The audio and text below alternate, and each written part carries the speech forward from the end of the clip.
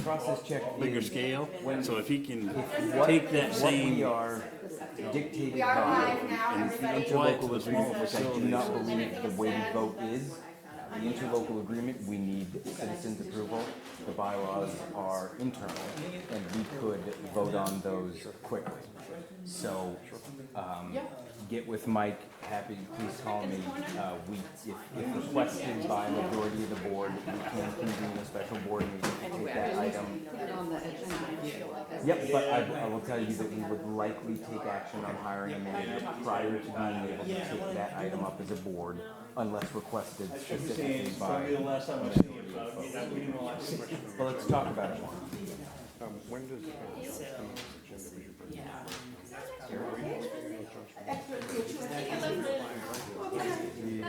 Is there something else you're gonna, that we're passing out?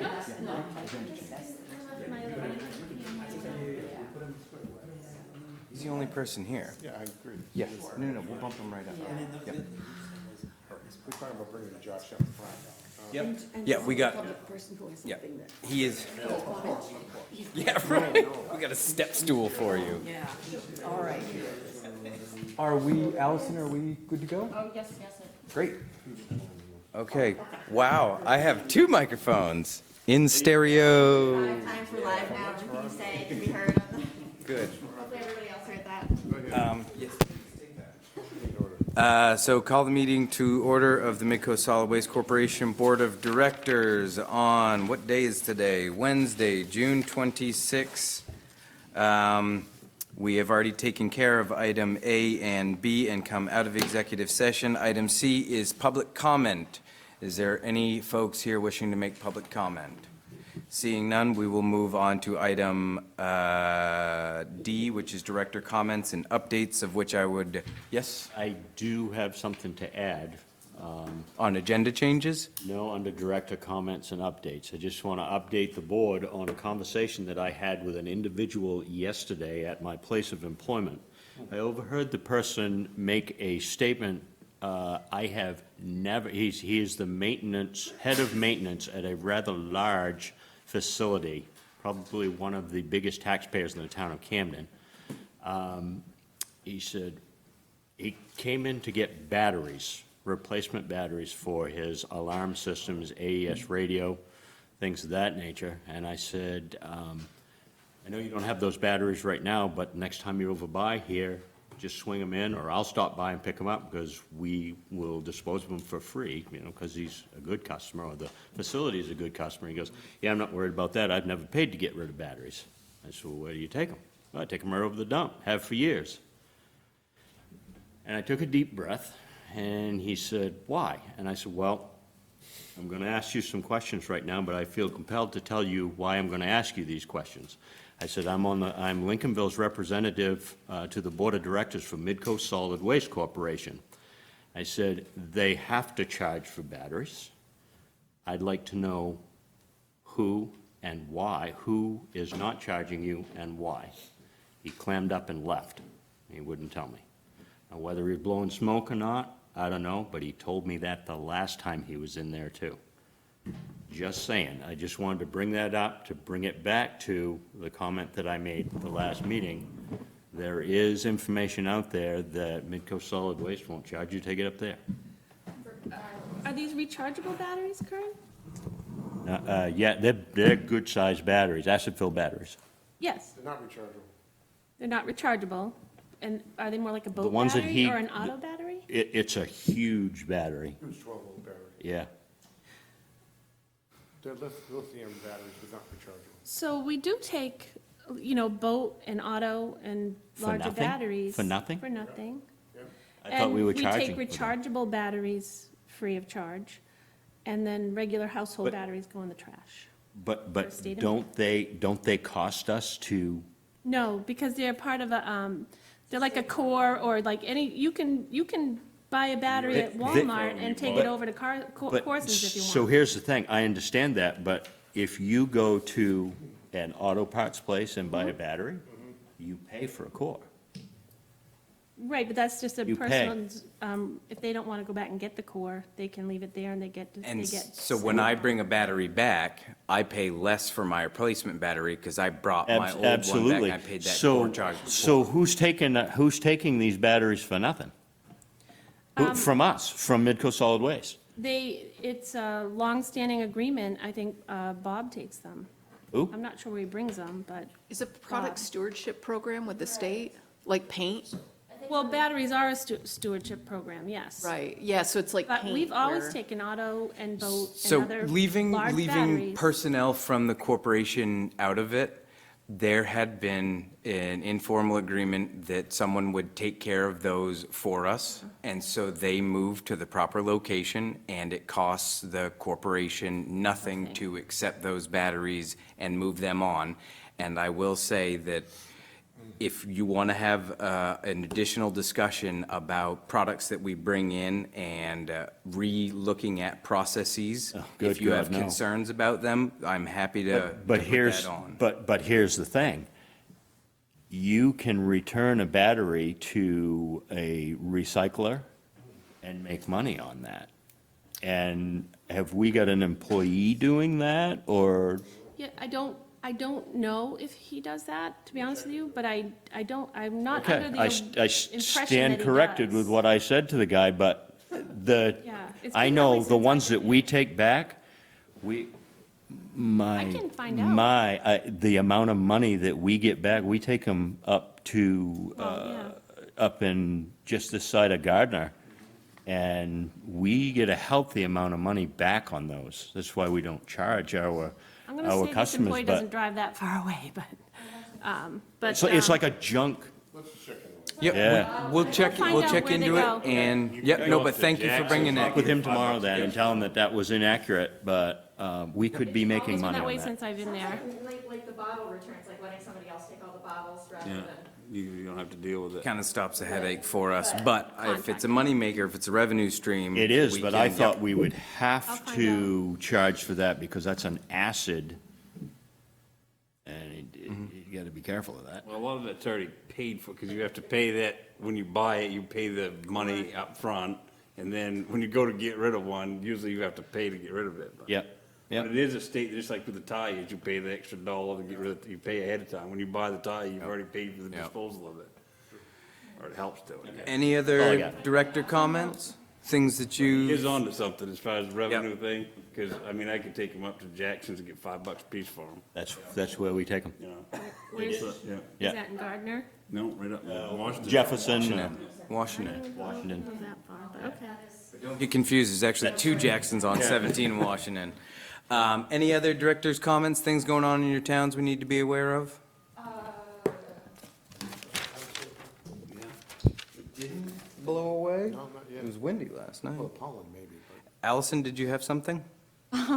Yeah, the Camden and Rockport Select Boards received a letter from a Camden Hills student about polystyrene and concerns that, banning polystyrene is well and good, but that a lot of it still comes into our waste stream, into our facility, and that he thinks we should be sort of more of a leader, and gave us a website, foamfacts.org or .something. It was a very, very well-written letter, probably one of the best I've received since being on the select board. And he had done a lot of research about the impact of polystyrene, maybe not realizing just how Midco Solid Waste works and everything, so it just went to Camden Rockport Select Boards. But I just briefly responded as myself, not as the board, saying that, I would be happy to help pull a proposal together. The reason we don't recycle polystyrene is because we don't have a buyer for it, we don't have a program, but certainly if somebody came to us with a proposal, we could evaluate that. I guess just, Deb had mentioned maybe that somebody should respond on behalf of Midco Solid Waste. I don't think anything needs to happen necessarily quickly. I wrote, and I think he's just finishing up with school, but I could forward that email on, maybe just to everybody. We had it scanned, and if any other board members are interested, I don't think it needs substantive action right now. We received a letter that was relevant to Midco Solid Waste. and- Yeah, and so we'll pass it around to the board, and if the board doesn't mind, I'll write an ambiguous letter that commits us to nothing, but my kind of general sense is, any member of the community that has a good idea that will help make our facility better, happy to see a well-thought-out proposal and give the individuals time at a meeting to make their pitch. So I'll relate that information to the young man, and if he pulls something together with Allison and other folks and wants to come to the board and present some information. Absolutely. Yeah, I think it would be great. Or actually, maybe even Waste Watch would be a good thing to direct him Flesh it out to, if there. we can. Sure. So, anyway, I mean, I'm skeptical that we can come up with something, but would, of course, be overjoyed if we could, especially since the polystyrene float situation is coming to light, and that, as people are replacing them, and soon, and I think it's 2022, 23, that they'll all have to be replaced in Camden. Make Eco And it's a Maine big sad, though. That stuff issue when it burns. comes into the Great. facility, because as Beth was explaining too, that rid they of have to, they bring it in, and it's too big really for the hopper, so it's like you have to try to tell people to cut it up, and then it doesn't compact well in the hopper, and it would be fantastic if there's some kind of recycler out there that could come up with a drop-off location, and we could put that sort of stuff in there, because I know Lincolnville's looking at that issue a little. You have some floats over there as well. Any other comments? Sorry. All right, moving on to item E, agenda adjustments. I would propose that we have a representative from Lyman Morse here. Right now, their item is later on in the agenda. I would propose bumping him up to have the discussion now, get him home to his family as soon as possible. Any objections? No. Great. All right, so we will go out of order and move on to item I, which is discussing about Lyman Morse dredge update. There is a letter in your packet from Joshua Moore, Special Projects Director for Lyman Morse Boat Building. Did everyone have an opportunity to read over this, or should we do a brief gloss over before we talk? I read it.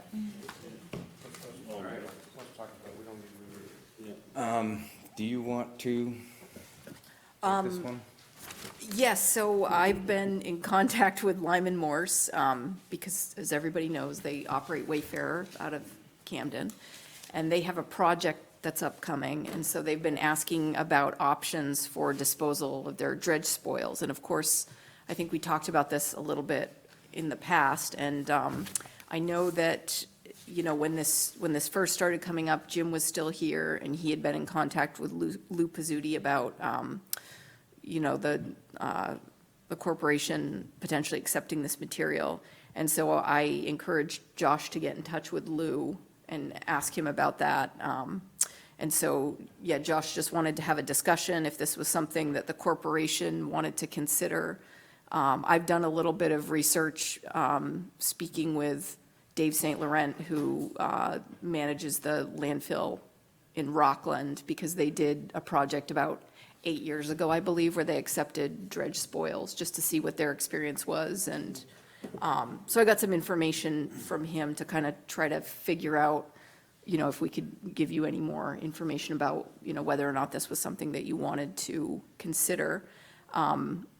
It's a little bit more complicated, and I think it kind of leads into that broader discussion that you've all been having about, do we fill up slow, do we fill up fast, what are our goals, you know, setting a rate for the type of material you accept, the sort of discounts that you want to, like, you do or don't want to give for certain material. So I think that it's, you know, unfortunate for Lyman Morse that there are these big kind of policy questions that you're all kind of grappling with at this time. But, you know, I still wanted to give Josh the opportunity to come and talk about his project and give you all the opportunity to ask him questions about it.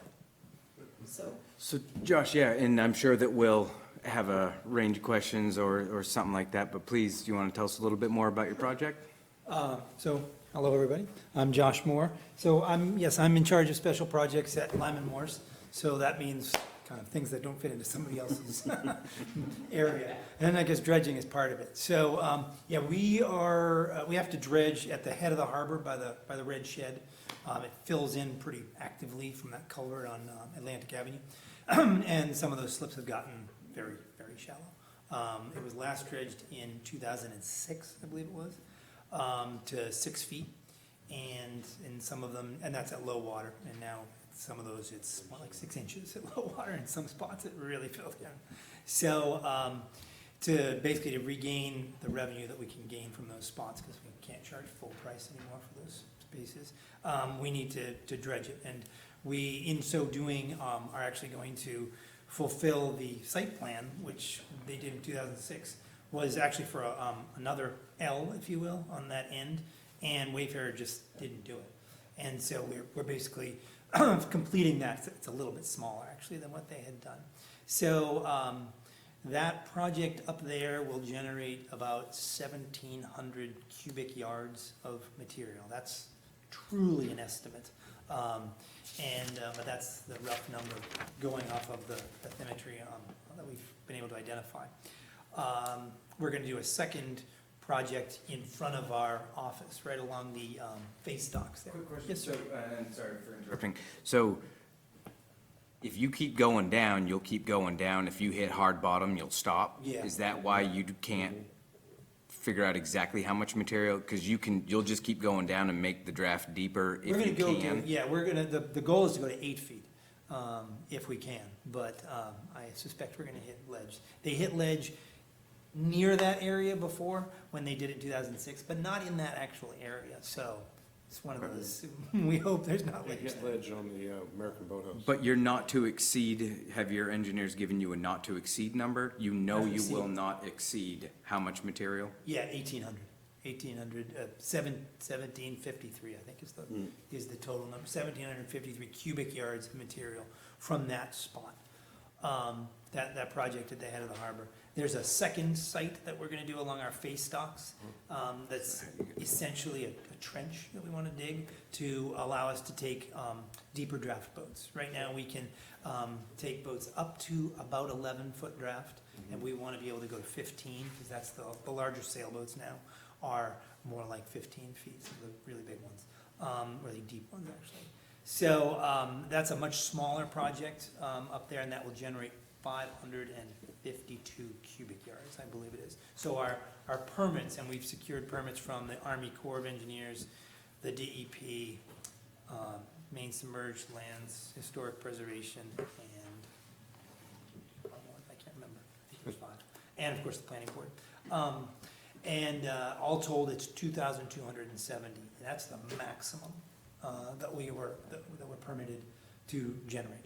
I don't expect we're going to generate that much, but everybody said, go for as much as you think you possibly could generate. So, 2070? we, 2070? 2,270. Thank you. Yep. 270, yeah. So, we did do some testing back in November with the DEP's guidance, and ran that through a lab in Yarmouth. And that was when we were gonna do a beneficial use for this. And we've been starting to talk to Audra and anyone else who might want to use this material for a beneficial use, including ourselves, actually, because we have some use for it. That came back remarkably clean, in the words of the DEP. They were kind of amazed, actually, how clean it was. And said, this is great, this is true beneficial use. There's no contaminants in it of any kind. As we've continued to kind of go through our process, we've been in conversations with Audra, and she said, well, let's, as we're looking at all the different properties around where this might go, so, well, the transfer station might have a use for this. So then I talked to Lou about that. So I didn't know anything about how this might be used, and he got all excited and said, yeah, this material, because it's so clean, could be just what they need, because it'll seep into the ground and fill the voids that are causing, I guess, these underground fires or some sort of fires, which I was a little out of the loop on that part.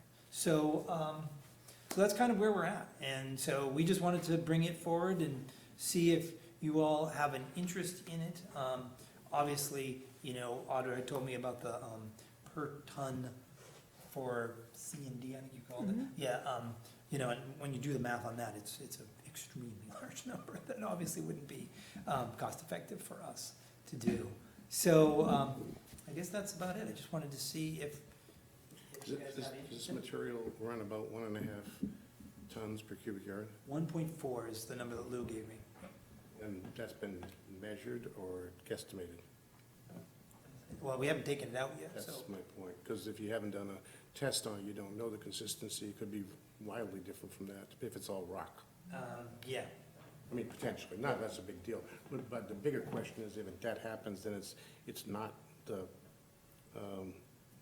silty, liquidy stuff that'll go down and fill the voids. It'll sit on top, depending on the consistency. That would be a concern of fill, not fill, because always. The other question, November, of the testing was done in November. That's over 6 months ago. Is that still valid? it is, well, that's a good question. It was valid when I first started talking to the DEP about it, and then when I talked to Lou today, actually, he said, it is 6 months old because of when, you know, when we started talking, he's actually sent our results to his chemist Sure. today to say, can we still use these? He thinks that we can, Yeah. but he said, Yeah, you probably can. But in that test, because I haven't seen it, we haven't seen it, is that a full spectrum of tests for everything?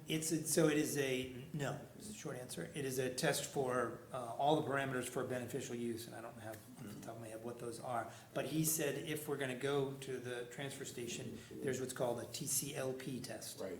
Yep, and so he gave me those parameters today. We would have to retest. You'd have to do those anyway. We'd have to we'd have to do a new test and send it to Yarmouth. It's not a big deal. Because That's what just he building on that, one of the things that were just slightly concerning to me is unless Beth has gotten it and hasn't passed it along, I haven't yet received anything from the DEP or a lab result backing up the claims, which I'm positive are all, you know, valid claims.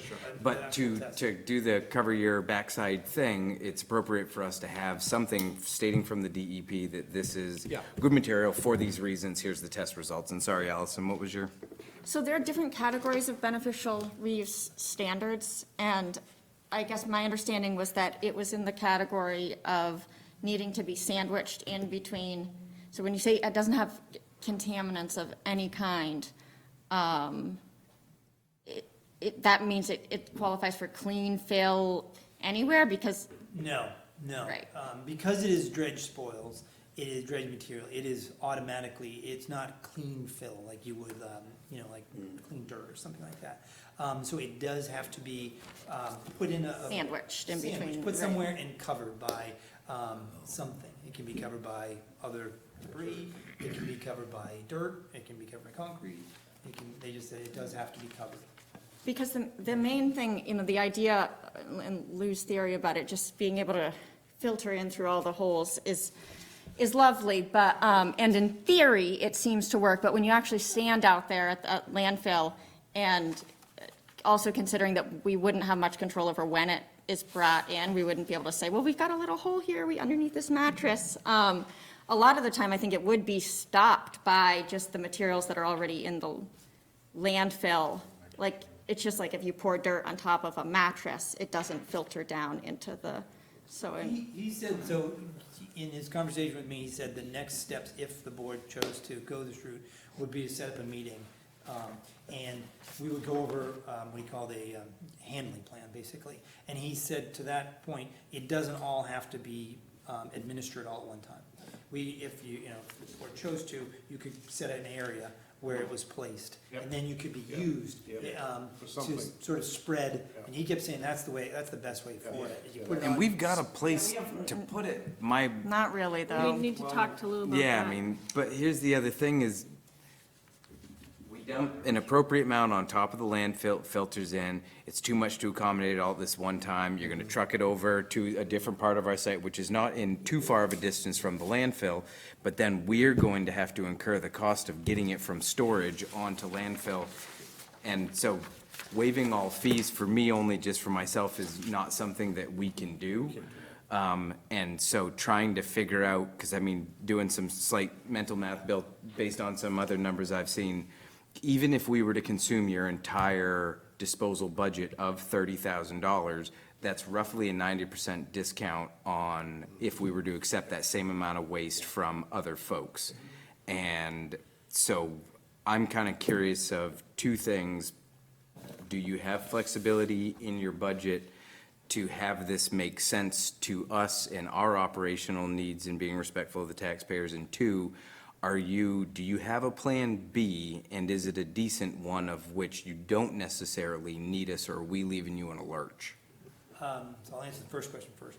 The second question first. Could you maybe put the microphone, in case anybody does happen to want to listen to this at some point? Is this okay? I So, was rewatching a few minutes ago. We do have plans B, C, and D, or we are pursuing plans B, C, and D. And those include our own, use on our own property, properties, plural, as well as other potential sites in Camden and the immediate vicinity. Because obviously the further you go, the more expensive transportation is going to be, et cetera, to get it there. So we do have other options. This has already become a much more expensive project, as they all do. So this disposal number is rapidly rising, and that is sort of throwing our financial projections a little bit off. So, that's not for the board's concern, but so that is a factor for us, is the price of what it would cost to dispose of this. There are obviously benefits to, taking it to the transfer station, and there it is. But we also don't want the transportation to incur an expense. That's first and foremost.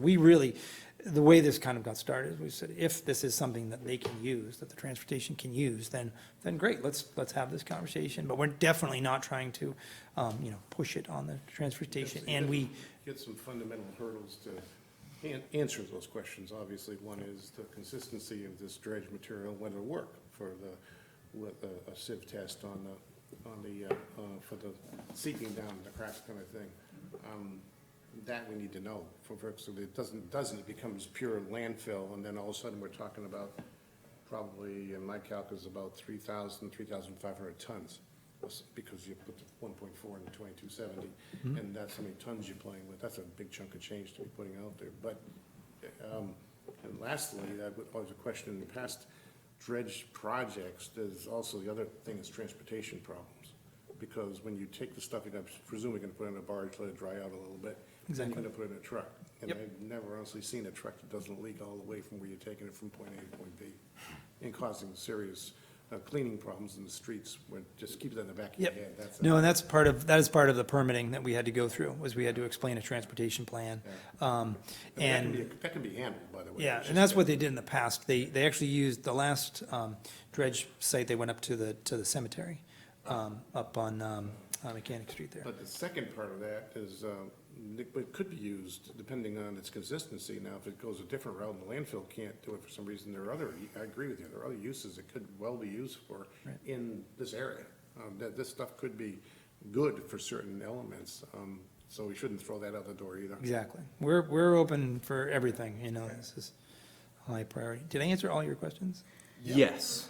This will be a great thing if we have a new manager eventually, for them to. Oh, no, well, yeah, my current questions, yes, you have answered my current questions. All right, anyone else on the firing squad? I feel like I'm facing it, I wonder, what dewatering process are you planning to do? Are you putting it on land, or are you gonna put it on a barge? No, we're gonna put it on a barge. We're gonna dewater it as we take it out. So approximately 200 cubic yards at a time is what you can, they say what you can do. We're hoping to get a little more than that, but that's what they're estimating. I usually thought 13 trucks a day for 13 to 15 13 to loads 15. a day for 13 days. 15 days, I think that math worked out Take into account weekends? for business days. Those would be business days. Okay, yeah. They so wouldn't you're- work. That was yeah. presuming they would not work on the We're weekend. not open Sunday and Monday. Oh, that's actually, hadn't Saturday is thought about the busy. Monday problem. Yep, that's a good point. So it might, we might have to, double up or extend it a little bit. Right. Yep. And then you realize that the fee on that tonnage, minimum, we're required, there's a very big difference, I guess, what I'm understanding between the useful Official use. beneficial use that you're discussing and what a special waste permit is for us. So when we get into the special waste permit, that's why I think Lou's asking you to do more testing. And that, at that time, that might be the best time to do the sieve with that same place that you're doing it in Falmouth. But we also have a fee that goes with that, which is $5 a Those ton. done. So that's $16,000 Yeah, right there, if that's your maximum Just figure. learned, just So, learned that fee today. yeah, Yeah. well, the thing is, we did discuss it in November and December. We discussed it again in March, it being $105 a ton, with $5 being the fee. So this is the third round of saying that's kind of like what our current price is and what the fee is. So I think that's been right on the table the whole time, but not to say that there can't be discussion and what is beneficial and what works. Beth, the fee being, not to interrupt, the fee being something that we pass up, send to Augusta? Absolutely, yeah. Okay. $5 All of our fee. demolition, right, we're normally charged $2 a fee, but because it's a special waste, it's $5 a fee, a ton, $16,000 for that piece. right. It's DEP, Augusta. And then the only other concern I have is that back in March or April, when we were talking about this before, our facility was kind of status quo. I don't know where it's gonna be, the land sale, we're getting down to a final land sale over there, and, so by November, we're looking at our land sale as well, and what we need to do to make sure we're in good shape, for winter coming in, and then also where we can store it is a big question. But, I mean, I that's a think all of third of it's what we take in. discussion, I think it's all doable and discussable, and I think Lou is positive, that, but I think for us, we need to know, it's not gonna be like rain coming and raining on our landfill, It's gonna be a lot of, we may even need another machine, to handle that much quickly, where we don't have a lot of storage. So we have some limitations. I don't know if we have the operators, the Just number that we thinking, need to poor do Bob it. is gonna be out, like, We just have one bulldozer, we don't have an excavator, which is what would cost us the most if we had to have something like that. And when we first discussed this as a board, my sense from the board was we're very excited. We wanted to see this accomplished and to assist, and we thought it would, we could potentially accommodate that, but we did realize that something of this nature, we'd have to do a little bit of kind of investment. So, hey, maybe we'll make some decent money off this, we'll get some decent fill, we'll move stuff around, we'll help out a local business. And so the backdrop is, or our default mode is, we want to try to help. Some of the hurdles on what we get reimbursed for that is just difficult to kind of climb over. Yep. Please, David. I just wanted to know, do you have an idea what the moisture content will be of the material after you put it on the barge and let it sit for 24 hours? Because We're gonna have to remember pump that it every to the gallon of treatment water plant. we take in that quarry is ending up then we have to pay. here. We gotta pay to get rid of it. That's one of the things I asked Dave St. Laurent, and he says it's very much like the consistency of applesauce, and he did make that comment that all that water is gonna be filtering down in, which means you have to pump and treat it. So that's kind of why Back to Camden Harbor. it's complicated. Only to play devil's advocate, it stops one fire.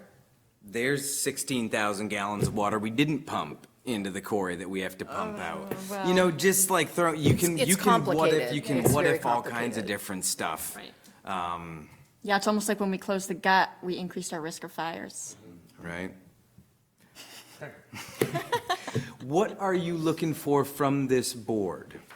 Refer to the new manager. So certainly not a decision tonight, unless you want to, but really just wanted to sort of promote what we're doing and gauge whether or not this is of interest, and to let you know that we are interested in working with you if you determine that you would like this material, and if we can figure out the appropriate fee structure. That's really to cut to brass tacks, that's what we have to do is, And then tell me one of the things that I feel is really important is having the board be aware of whether our careful and thoughtful consideration is causing your project detriment, meaning what's your timeline? How long do we have to think with not holding you up for moving forward on your project? so this project, we will start it in December.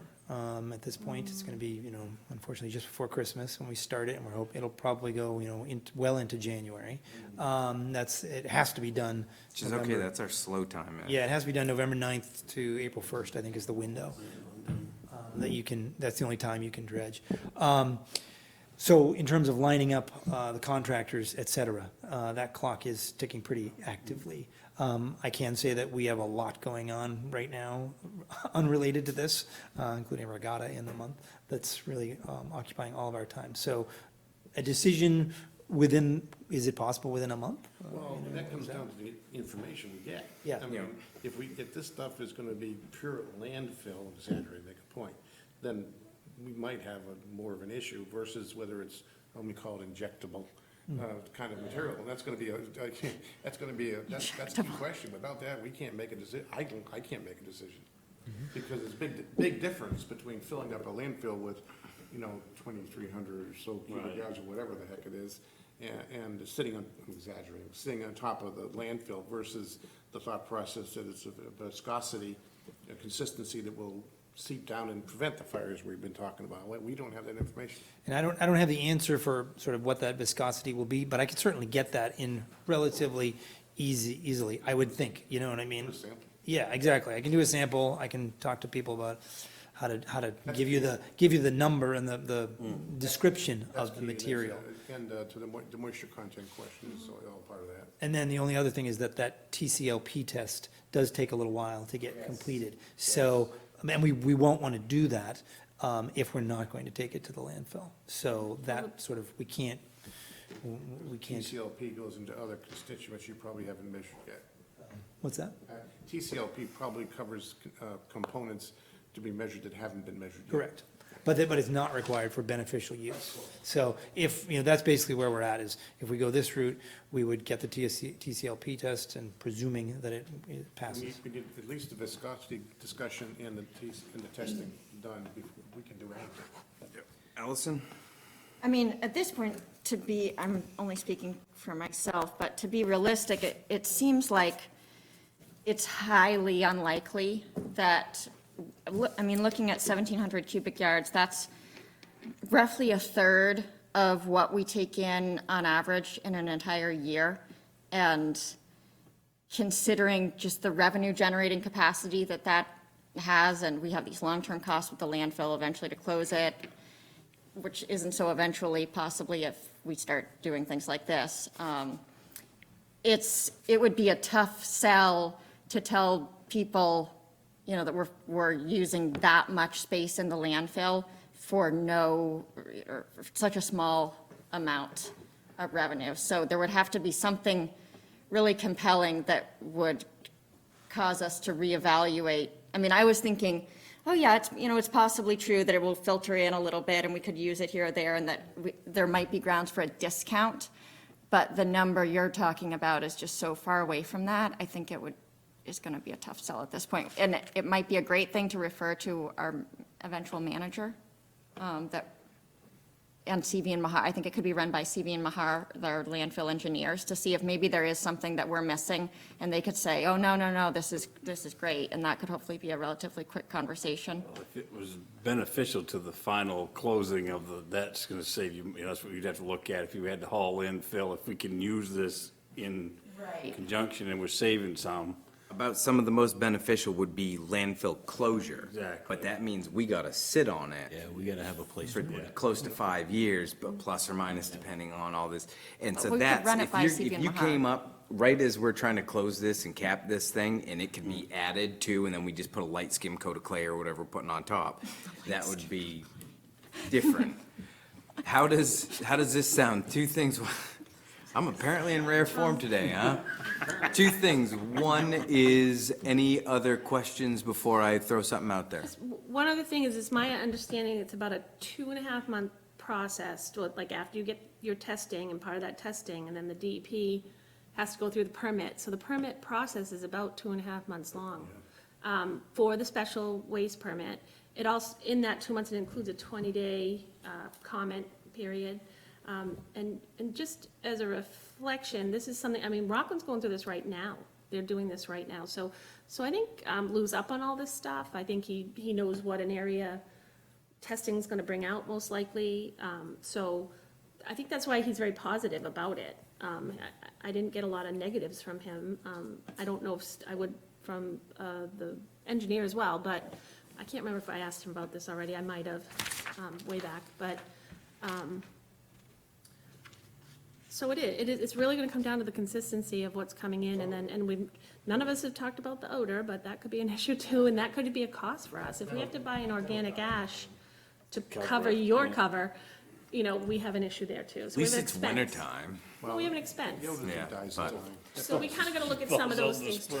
So as much as you You're wanna. right. There's like some give and take on how we move forward, I think, you know, if we have, like Bob's saying, the right information, you know, it's Well, definitely there's easier. two things, it'll come, Midco Solid Waste can use it, or whether town of Camden could use it. And there's more than just, there's options, but we have to have that data to make an intelligent decision. I'm not as concerned about odor thing, because typically the dredges, unless there's something really bad going on there, usually goes away in a short. That's what Lou's, because I asked him that question about the odors, and he said, yeah, he said it goes away very fast. You know. Pretty positive. Any other questions? So here's what I'm thinking, then you all can tear it apart. Oh, no. You've a got long some night ahead additional of us. things that you need to do, and one of them, the testing and the stuff that Bob and others have talked about. I would also encourage you to try to figure out where your, as per boss people, where your left and right lateral limits are for negotiating with money.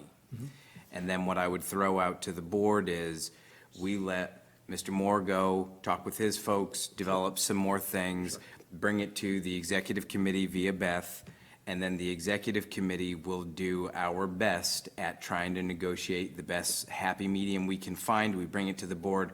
I'll tell you, I'm not over, considering what I think to be your budget and how far you could potentially grow that budget, I'm not overly optimistic as much as we want to help out. But I think we can try to see what the best you can do, bring it back to the board by next month, and then see if the board's in a position, if what the offer is makes sense, and then at least you know, all right, I gotta go to Plan B and then alternate Plan B, and then keep going from there. Is Is that fair? That's definitely fair to me. Awesome. Great. And we wish we had a lot more flexibility to be great community stewards, but Can I ask you a question? This just came to my Yeah. brain.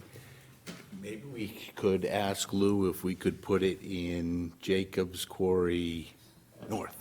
no! I already gonna- grinded him on that today, so That's gonna churn everything I had a up. moment of The silence. problem is that with it churns Lou on everything that. up, and we want it to be clean enough on top that we can spill over as stormwater. Otherwise, we have to send all that to the Camden. I don't know. Which would If be you okay could for get a- Camden, but- If you could get a tube, though, that went down 50 feet and it shot out the bottom of the tube. I Lincolnville don't has think a Lou's quarry often somewhere that. speechless, and he was speechless. Wait when a I minute, said, put it in So this what I'm hearing tube. is, you can put it in the quarry. But does that sound acceptable to the board? It's all settled in Camden Harbor over time, in 13 years. It'll go into the cracks of all the trucks and refrigerators that are down there. Might be a win-win. Probably fire would be fine in suppression. the long run, but. Yeah. Lou offered to be here as well if we want him here for any All reason, sediment from Mount Batty anyway. in the school. From the last ice age. Okay. Any final For like a things? crazy- We move on, and thank you very much for your time. Thanks for coming. All right. Going back to the agenda, item F is review and approval of the May 22nd, 2019 meeting minutes. Is there a motion so we can talk about any amendments? Move them. They've been moved. Second. They've been seconded. Tripled. Any discussion? Thoughts, comments? Headed submissions. So, Beth, you do such a detailed job, which is, Sorry. no, it's great, and in a lot of ways, it's great, but then it causes the tendency to like pick at little things that are not quite right, because if you say that much, that just by a percentage-wise, it's, in Camden, I don't know how everybody else does their minutes, but I've noticed a huge range based on all the different boards that I've been on about what should go in the minutes and what shouldn't. We ultimately decided to provide a little guidance that maybe not as much detail needed to be in the minutes in Camden. Right. And so, like, to me, I'm trying to find the whole thing here. Sounds like she's trying to save you time. I think it might be more than is needed. Am I just missing something here that I'm in the wrong document. Let me see here. Talked about something, it was discussion about this. If we talked for a long time, it was robust Yeah, so discussion. here we go. Sorry, I was pulling up the wrong document. So, Oh, man. there was somewhere where it said that I suggested 2 different fee schedules for, different users. I don't think I said that, but, I don't know if it's I guess what I'm saying is I don't know, there are some things in here that I could pick out that I don't really think I said, but I don't know if it's useful to go through that exercise, and that maybe in the long run, we would save ourselves a little bit of time by trying to have the minutes reflect a little bit more just the decisions that are made, or just a little bit less with the back and forth. Like Allison re-suggested that this or that, the It's at the audit. bottom of page 5. Tell us you get different fees for different users, and the idea of supply and demand may direct where the fees settle. I agree. So I would like to get rid of the different, yeah, I don't want to have different fees for different users. But I don't want to hash that out. Now, maybe we'll just strike that whole sentence. But there are a number of things, like with the, with the audit, and if you try to get every single thought that was expressed. You're looking for actions that were done and approved and by how much, and any substantive, really substantive discussion. Right. Not every person said this, said that. It's too much work on you there. I just think the board should provide direction, and I don't, on how much detail is Sometimes necessary. it's tough, though, because she's trying to express the minute, somebody had a different point of view kind of thing. It is tough. My head would explode if I tried to do this job. This particular one I had to do from tape because I was so busy at the yeah. meeting. So when I go back and do it that way, it's a little harder to know what was vital. It's just that this is a very long minutes document. I hear you. I think it doesn't need to be as Yep. extensive. No, And that is it's fine. not a criticism of No, it's fine. you at all. It's more of a, Yeah. I also, McKellar presented that the auditors will continue, this is on page 3. McKellar's presented that the auditors will continue to review and find a way to remove the note. I want that to be clear, that they're not saying that they can remove the note for this Not audit. for- We're not still in the review process. We've finalized everything. Really, just broadly, there's a discussion that needs to be on everyone's radar, but anyway. Okay. Any other edits to the meeting minutes? And I would only add on that if I saw more Spartan meeting minutes, it would not offend me in the slightest, and I'd be happy that you got a little more time to accomplish other tasks. I know how underwater you are. Is there a motion there is a motion and a second, and there's been some amendments, so all those in favor of approving the amended minutes? Great, that's unanimous. Do we have to vote on the amendment first? I'm pretty sure we just did. As amended. I'm just being obnoxious, but All right. Next is the Waste Watch Committee stuff. Did Marcy get you? Yeah, so Waste Watch Committee report, they had their changeover, and Allison, please chime in, I know that you're I still. was just like, do I have a text message from Marcy? Yeah, no, Did I fail I here know that that this Marcy isn't- wanted to get some things written down for you Some minutes all. in Google Docs, but she didn't Yep. direct me to bring them to the meeting. Oh, I'm sorry, and I probably should have, basically just wanted to let you all know there wasn't a written report, and Josh no longer is chair, and with Marcy and myself being in the same household, it's difficult for her to get here when I have to be here at a meeting. So what she did want to provide was their agenda that's coming up and some notes on things that they were doing. We'll push those out to the board as quick as I we will say can. you've scheduled meetings to be the day after the board. Yeah. So they will be held on Thursdays, once a month, and they're going to be at 12:30 in this room. Great. So I think that was decided. Yeah, and there's a, Does- and we so normally can do a watch second. now via live stream? Is it going to be on the inner tubes? It has been, there have been times when it has been, and times, I don't I would always make. definitely like to watch those discussions. And I will add too, she mentioned this, she's working with an intern. There's going to be an intern that she's going to talk about at some point. Yeah, I mean, Marcy's done tons, that coordinating with the swap shop volunteers, experimenting with it being unadvertised, open on Saturdays a little bit. There's, and yes, there's an intern that has, an unpaid intern that was gonna do some things, I think maybe for Rockport, but, moved into doing it, willing to do some stuff for Midco Solid Waste. But I don't wanna get any details of that wrong, so. Yeah.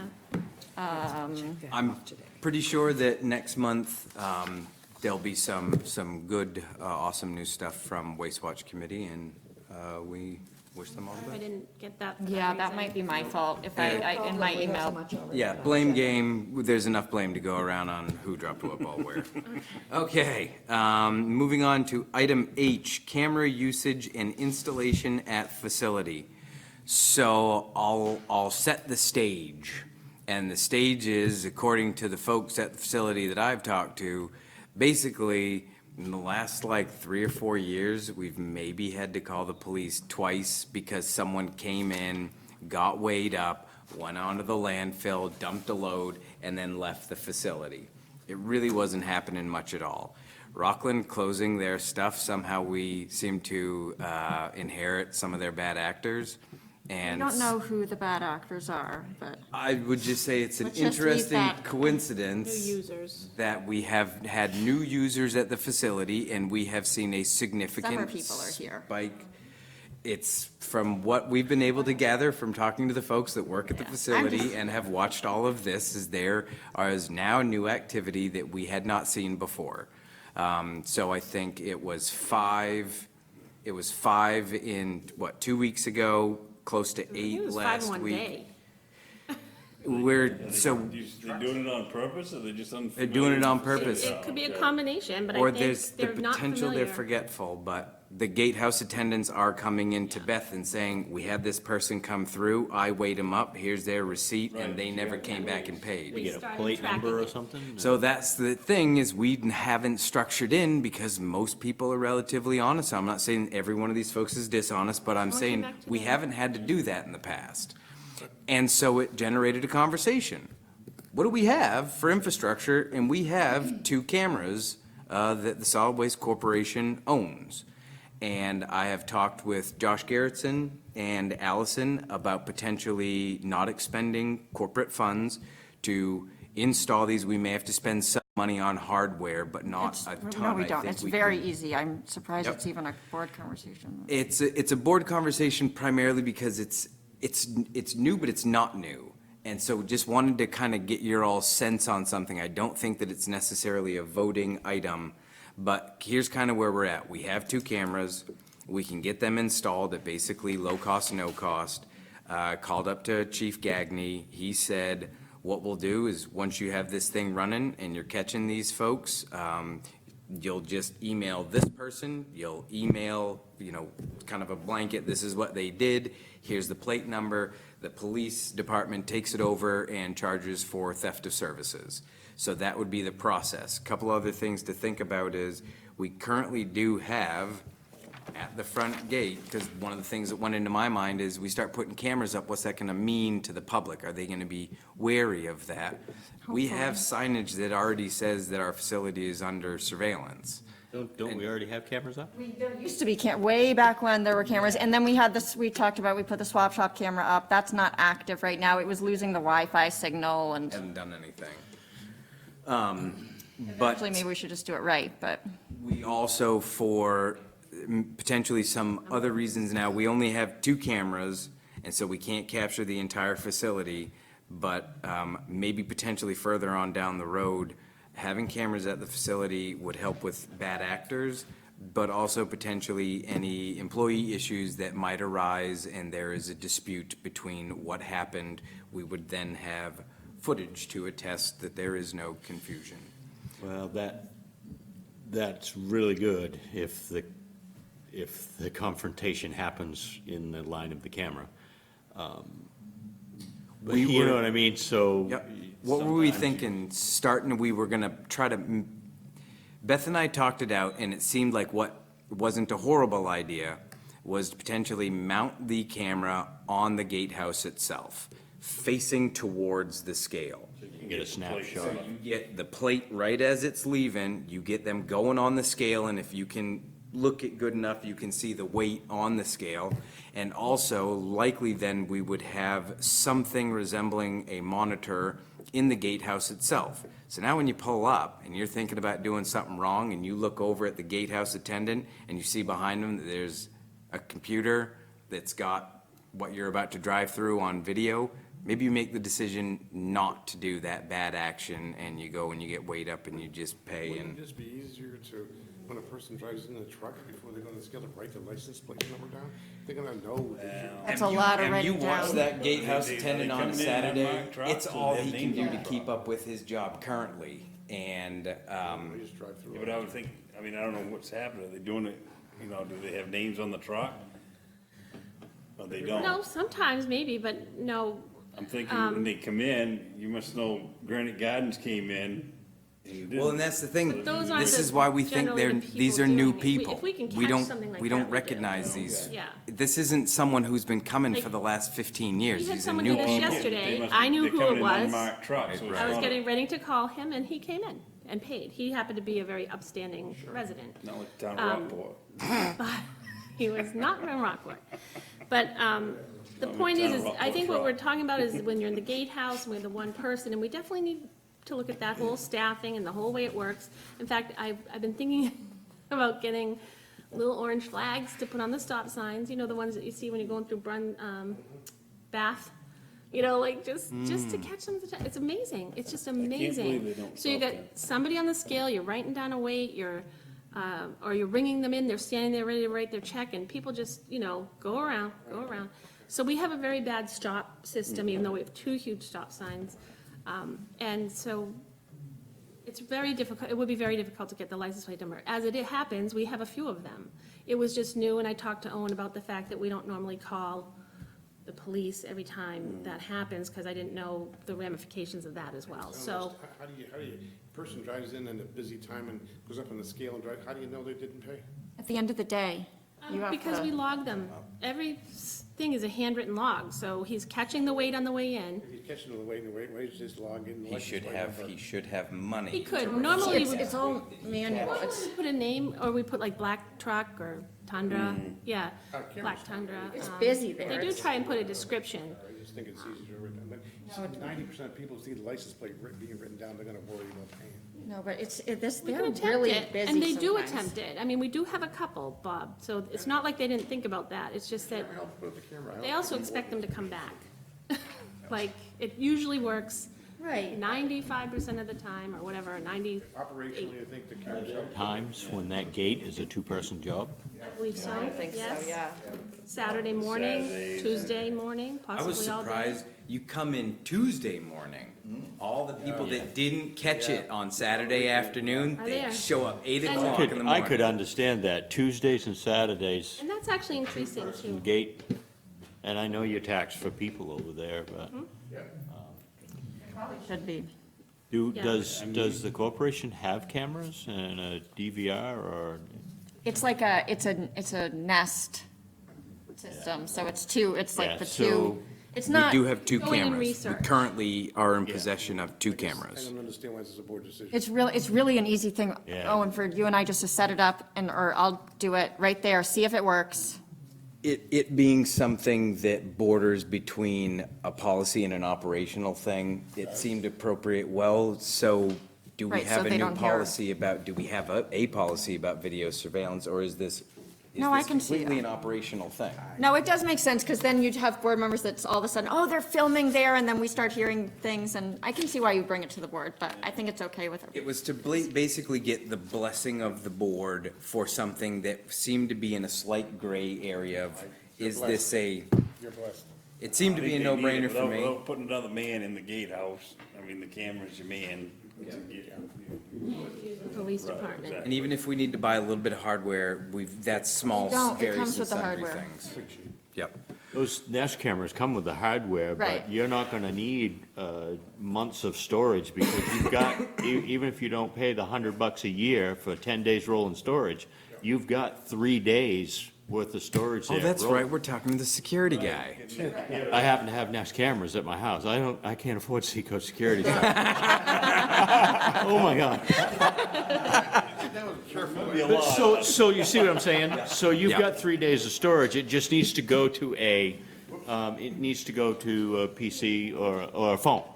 Right. But it's just manpower. We can send out the link to all the board members when we're done, and I want you one. can all monitor it. Yeah, awesome. All right, well, thank you all for the encouragement on that item. Great.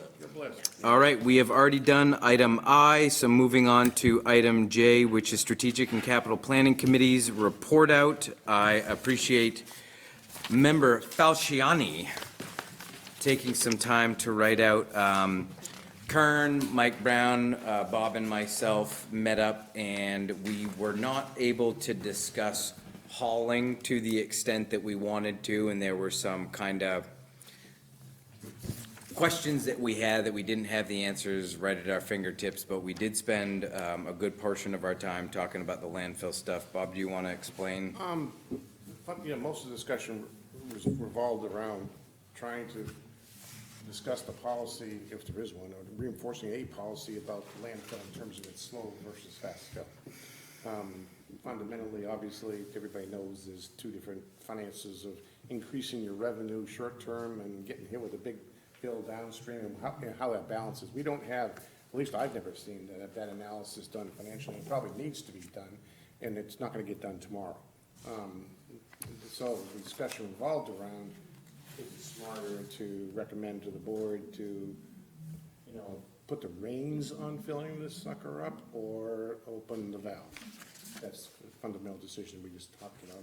The consensus of the 4 of us was that, the gut feeling was that because of the potential for the big hit costs downstream X years away, which would be capping, redesign, redefining that facility, we're talking millions of dollars, probably in the range of, I don't know, 3 to 5 million, could be that much, but including the redesign of the facility, that kind of thing. That seems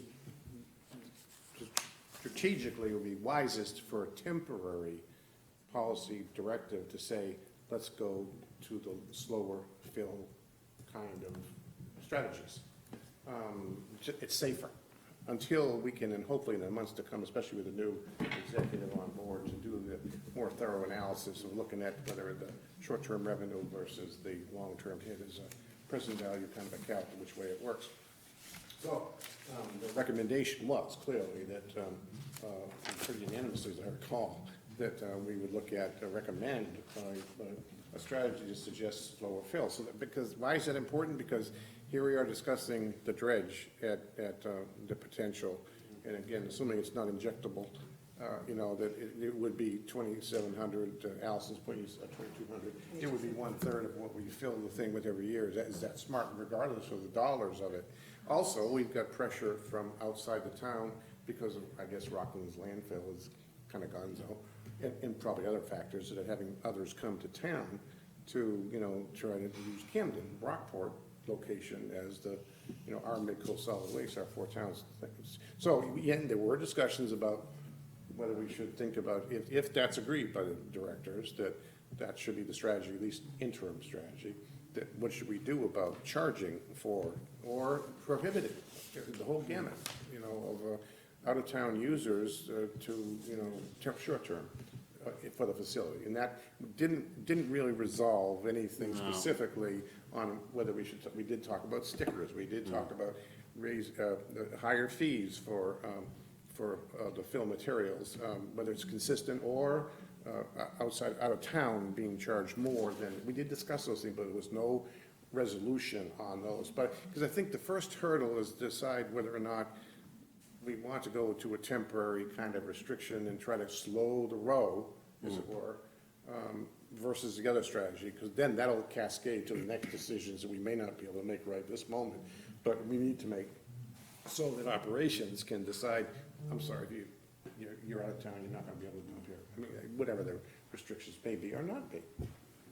So we really, fundamental, the first decision to the board, the directors is there were consensus that we should put on a short-term, temporary kind of a tactic that says, slow your roll. Reduce it, you know, with fees, maybe, you know, because if you charge a fee. However you do it. It would start, you know, because we discussed the sticker thing, and there again, just the flow of the facility, I think that's just be too tough. And we're already talking about, we need 2 people at the gate. Well, if you got stickers, you definitely. Checking IDs and. But we also realize that with those stickers, we already essentially have that with people with the yellow bags. So, you know, so the sticker thing is is a moot point, really. But the CD&D and everything, I think we need to tighten up on who's actually doing it. Somehow, some way. First, a notification over there that, hey, you know, there's gonna be some changes with commercial dumping, you know. Yeah, it should And- start with and- simple regulations, not complicated ones. Yeah, yeah, Because it's gonna be yeah. a moving target Yeah. probably. But, for example, if you were to have a sign at the gate says effective, you know, September 1st, only 4 towns, stuff that comes from the 4 towns is gonna be accepted. I mean, exaggerating, make a simple point, but that's kind of thing we gotta notice, and we've gotta, you know, make it simple, because I got a funny feeling, and hopefully when we bring on a new executive person, Right. we'll be able to do a more substantive analysis of this, but it's probably in my mind unlikely that a fast fill strategy is gonna pay off financially. I don't know that. Nobody does, nobody has a You're more crystal expert ball. than that. And just to close it up from the folks that were at that meeting, one of the things, because I agree with basically everything that was said, the crux of it seemed to be, how can you accomplish that while not slowing down operational stuff and slowing down the gatehouse and being a pain? That seemed to be the kind of crux. You know, the simplest way to achieve that might be just jacking the price way up. That's one option for all fill. That was something that we discussed, but we couldn't, you know, we thought about, do you limit it to the 1-ton trucks, because the guy that comes in with the pickup and that kind of thing, you know, there's a lot of issues. How picky are we gonna be? Right, get some input from you guys on Yep. Allison? rates. I mean, thank you for having this discussion. I've sort of, my gut feeling, and also based on looking at lots of reports from CV and Mahar and just knowing what the cost is gonna be even after the landfill fills up, just to pump it and all of that stuff, it does really seem like there's a good likelihood that we're better off trying to make it last longer, especially, you know, since we are showing that we can operate it in an environmentally responsible way. As a you know, a taxpayer who's not a big landfill user myself, I feel like we should use that, since that's not one of the services that we're required to provide. Even, of course, we're gonna continue to do that because it's there and needs to get filled up. But I think that it makes the most sense for taxpayers to use that for its sort of maximum revenue generating ability. So we know we're gonna have to pay for taking care of it forever. So in this next period of time that it's open, I guess I'd like to extract the most revenue that we can. And whether that contractor comes from, you know, somebody tears down a house in Camden and puts that in there, I'm not sure that they should be able to bring that in for a fee that is less than if somebody brings in a house from Rockland and tears it down. I'd rather, because for those of us who aren't tearing our houses down, it doesn't, for the majority of residents, there isn't a benefit to this bulk sort of discount for in-town use. So I think it would be better to raise the fees just across the board and not have to deal with you're from here and you're from here, and, Rockland does this thing where you get a permit per project, and you have to show that the project is in town, and then that sounds like a sort of administrative headache, and just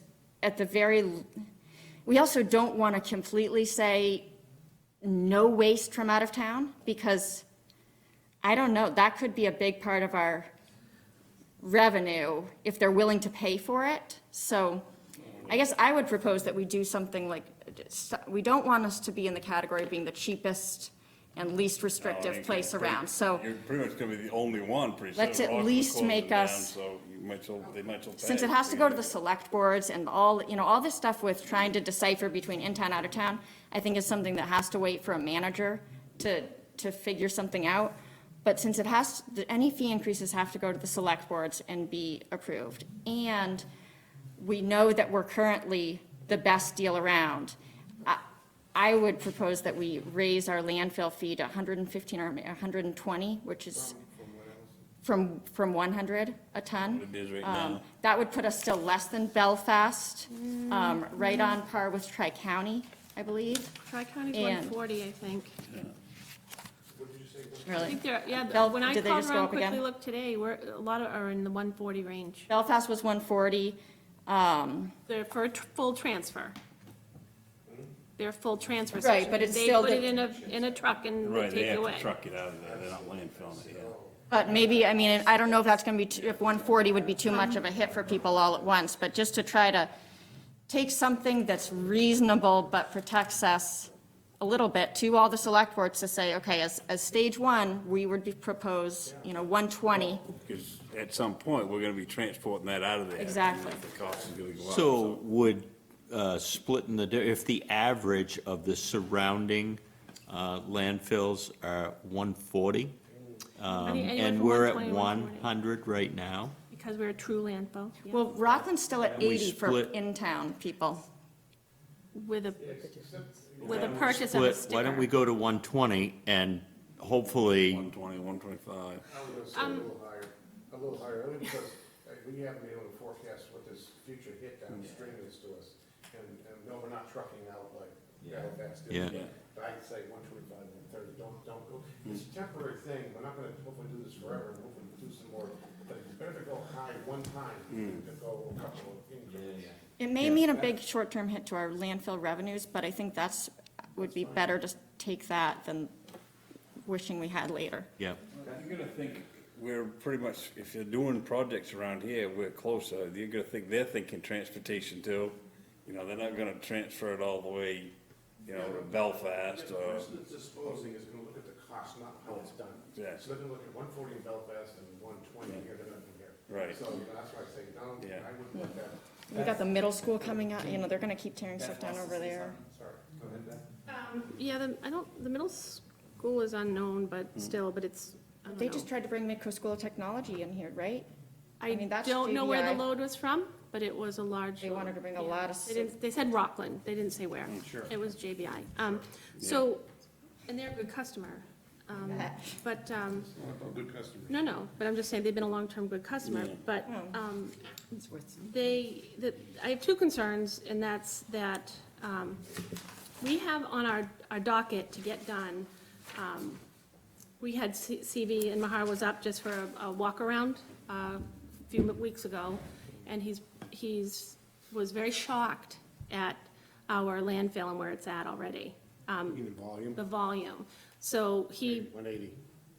Okay, 180. well, we go to one, Yeah, and last year we Great is to go did to way more 150, than we yeah. ever have in a so, and we while. also have some other issues where we can't fill around the well right now. We have well work we're doing, and we need to do electrical work with things to get buried, and, so we have a lot of other issues that are happening at the landfill, and So slow- I think if well, you, Slow your roll. And we and have go- some sort of a Can't do the invisible fee bubble. until we go to the select board, so what, So set a fee and go to the select board. and what's interesting is, so that's gonna take us a little bit of time, I'm not saying it's an unreasonable amount of time.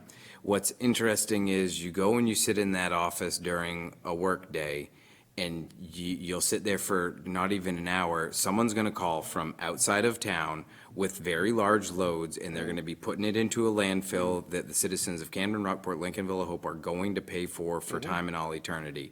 And with Rockland closing down, it's expediting it, we've got big projects coming down. And so I'm curious how we can quickly slow it down, knowing that and a fee increase is not something I'm opposed to at all. Sure. But I'm curious how we can help aid and assist the slowdown of this now. Well, it's just a step one. Step one is to raise the rates and see what it does. And don't hold back on raising the rates. If it's So then 140 Beth gets a Belfast- call tomorrow Yeah. from a large-scale hauler, and they Yeah. say, we have a project in Rockland, and I need to take 6 tractor-trailer trucks to your facility. Right. She's gonna have to tell them, okay, that's perfectly fine, and I'm charging you $100 a ton for the next month. Or from Camden, it's just as likely to come from Camden, but. Well, except they're tearing a school down, and We're not changing the rate tonight. We're just trying to get this done ASAP. Yeah, you which, have this know, little process. Select boards meet in the next few weeks, and the select board should be able to adjudicate Or she, on a number. or she could say, I'm sorry, we correct. cannot take that. That's I correct. mean, I think you could say something like, we need to know what's in it.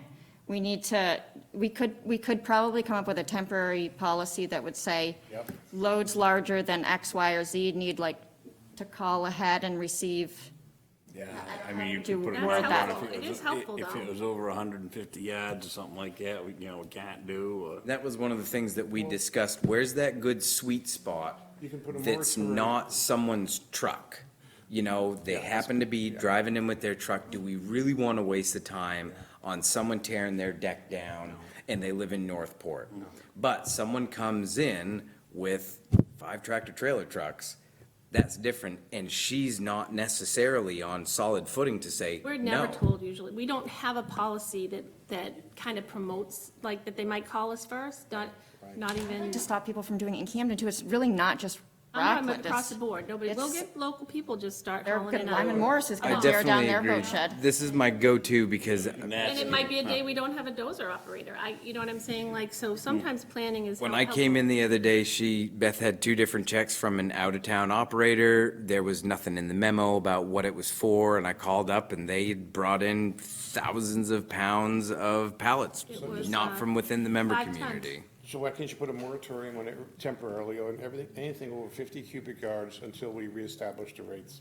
Oh, What's a mor- happening to Trump trucks? on a We got the moratorium on weight. all. We gotta do the weight. You I gotta have do a it by weight. calculation.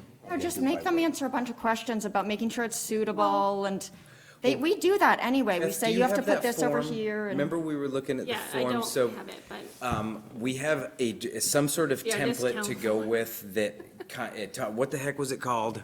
we were gonna call it special projects. Yeah. Yeah, And special projects. we pulled it out and it starts to hit some of the high level, because again, the whole thing is, gives information. how can you get the right information and not hold the line up?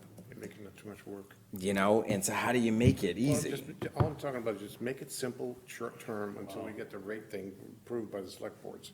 And then you can have a control. But in the meantime, I don't know what the ton should be, or the cubic yards. Pick a number that's small and say. I kind of mentioned the temporary. wood chips, you know, we go up Yeah. by yards. Yeah. So if you get up to the bigger 16-yard Yep, trucks or so Yeah, on, and you they get have up to to all even a, triaxles in there. exactly, exactly. want a moratorium, a total moratorium on, Yeah, for a month, till we Without- get the select boards to approve the rate. that could really throw a tis the season. whatever in the axles of somebody that I already don't has a think there's project anything wrong planned with that all asking of for a that sudden information can't. in a form, because you get a phone number, you get a contact. Sometimes the truck drivers aren't the people that That's know You what's really in the, have you get a lot of That kind of pushback. stuff coming in there, that kind of yardage, Yeah, a lot you do. sometimes, yeah, you know, it doesn't take much Just, to, just continue operations. and it's No, usually but I mean, 3 or like 4 from more one trucks than they customer. say. So I it's like- get told, but you're talking from one customer, you have people who bring you 50-plus yards, and you don't know what's coming?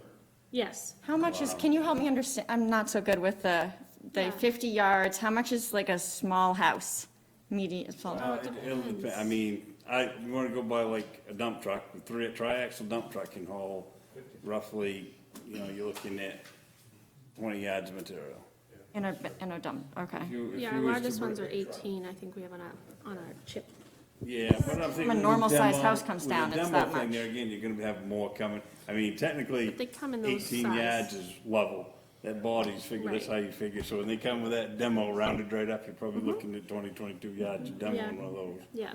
Oh, so that, every time be a there's a big, house coming down, it's, Oh, yeah. You're meeting And that that might be 8 15. loads, Yeah. depend, Yeah. even this little house, we had a little house come out of, over by the tannery, and it was a lot more than I thought was. Yeah. oh, real, oh, right, yeah, they come down all the time in Camden, it's, So it isn't, it's more like, I don't think there's anything wrong with asking for information, Yeah. so that we can say, we don't take rebar, we don't take, just making sure, we have to ask if there's asbestos. I mean, there are questions we like to ask. You just wanna start with Sometimes some- we catch it on the start third with something load. that slows the road. You get a couple of choices. We limit the loads right now, or we can just get the select boards to do their job and get it approved in the month of first, half of July. Yeah, and give them a number. Yeah, give them a number. I just do Should we feel like we notice have it this now? kind of slight protective bubble right now where people aren't sure if they can bring in from out of town, and they usually call and do a little checking. And if you open that up, I think we're gonna see quite a change, because we're already seeing it Reduction. without any, I No, think an if we increase. open up, force them to don't sort it keep out our really bubble. well, I mean, really If we push don't keep that. our bubble, we're gonna Say suffer that we like could, that. slap a fee on for anything, any recyclable material that's in there. Say, no recyclable material is allowed to go in there, make it onerous. we are a source-separated Right. facility, so when they do call, we walk through that. If they don't call and just show up, a lot of times Bob just has to tell them on the next load, which is, now we've got probably 2 loads of it, and we're saying on the second load, you can't cut, until we're trying to catch a truck driver, we're trying to find out who's at the job site, I mean, it Well, they takes have a to lot ask of at the time. gatehouse, and they should say, no, this one isn't acceptable, take it back, sort it out, and bring it. And you're gonna assume that the person driving is gonna be able to tell the gatehouse attendant what's in that truck, because it never quite gets transferred well, like. But you can usually kind of see. Yeah, well, they'll bring in wood too, and they'll say they have no stumps, and guess what they have? Stumps. So, I've seen trucks and on you site, can't get up and and you look probably know inside this. 'cause it's so You big. s- You're I sitting mean, in this that has been truck, you know going where you on need to drive. forever. You Driver's a feel truck it go in driver the back, sometimes, is all I'm saying. you pull out. It's really key to talk to the person blow handling the on you, job, load it the up. general contractor, but that's who we try to get Well, to. just real quick, so we're having 2 side-by-side conversations, both of which are appropriate. The first one is a fee increase, and so I feel like that one's not as complicated. So settling on, what are we gonna send to the select boards to take up over this next month? Do you think it What- needs to be higher than 120? I think it should be equal to a transfer station, 140. 140? because we are now supply and demand. Beth, when was That's our what I last believe fee increase on the landfill? The last fee, We looked that up, it was, remember that, we read that recently? And it was probably 3 years ago when I got the new QuickBooks about. But it was, we read an article from like 1990 or something, and it was at like No, no. $80 No, it but it used- just hasn't gone up that much. We were all shocked. You were there, yeah. Right, yeah. And we were that's like, gone. what? And that's kind of what I'm saying to you, what is the rhyme and reason of how to put it up? If you're putting it up just to be with transfer stations, then you're gonna be equal in the area. If you're not doing that, then you gotta look and say, how much space we got left? What is our supply and demand situation? Oh, we're still gonna go up. That's You know, right. we might find we should be look at- 160. We should look as sweet as Belfast. Because we have ease of use, I don't know. I doubt it, but I'm just saying that Yeah. there's factors that go into deciding $150. how much space you have left. Beth wants it to be easily divisible by, Oh, wait, I'm not the chair, am I? Yeah, you just Taking a can't go to, motion you on can't go that, to 3 decimals, so it just has to be a figure that's divisible to a 2, you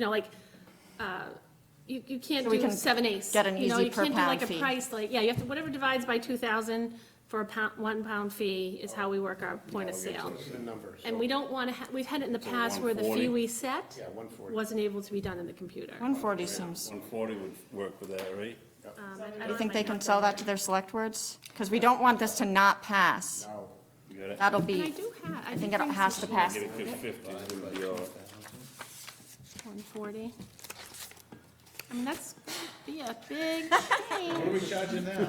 100. No, but I don't, is it And you better 7 cents, tell 5 Mr. cents, 7 cents? He's gonna get a good deal at 100. 7 cents.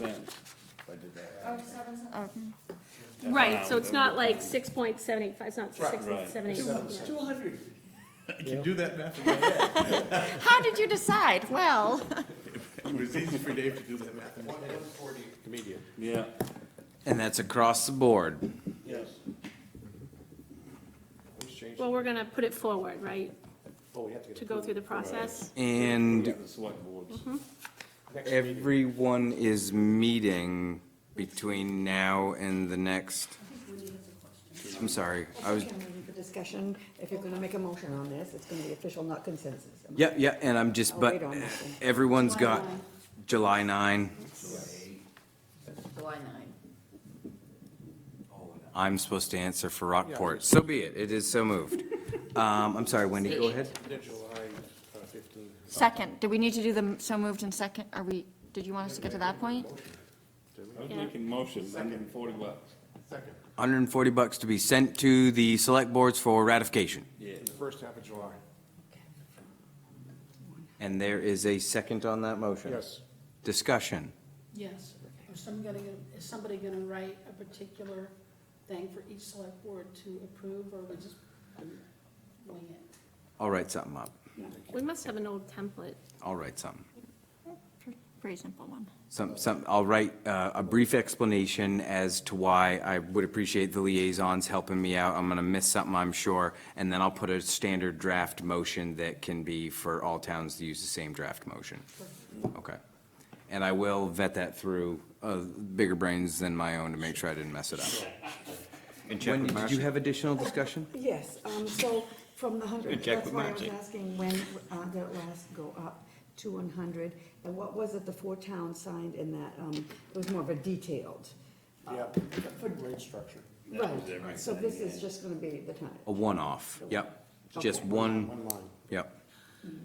Point of, And you've got the rationale with that. I don't know. and- our sheet rock price usually follows our demolition price. Like, we do have other things in our fee schedule that's which we're fine. allowed to change, which will reflect this. I think. Okay, Maybe we should look at that Right. separately. because that's what happened last. Down So I that just wanna rabbit make hole sure. You know, as just a random aside, can we, you've read these bylaws, you Wendy thingies? finish, I want to make sure Wendy gets to finish her Oh, whole sorry, thought. yeah, go ahead, please. Well, I guess I didn't get them in, that last one up X years ago.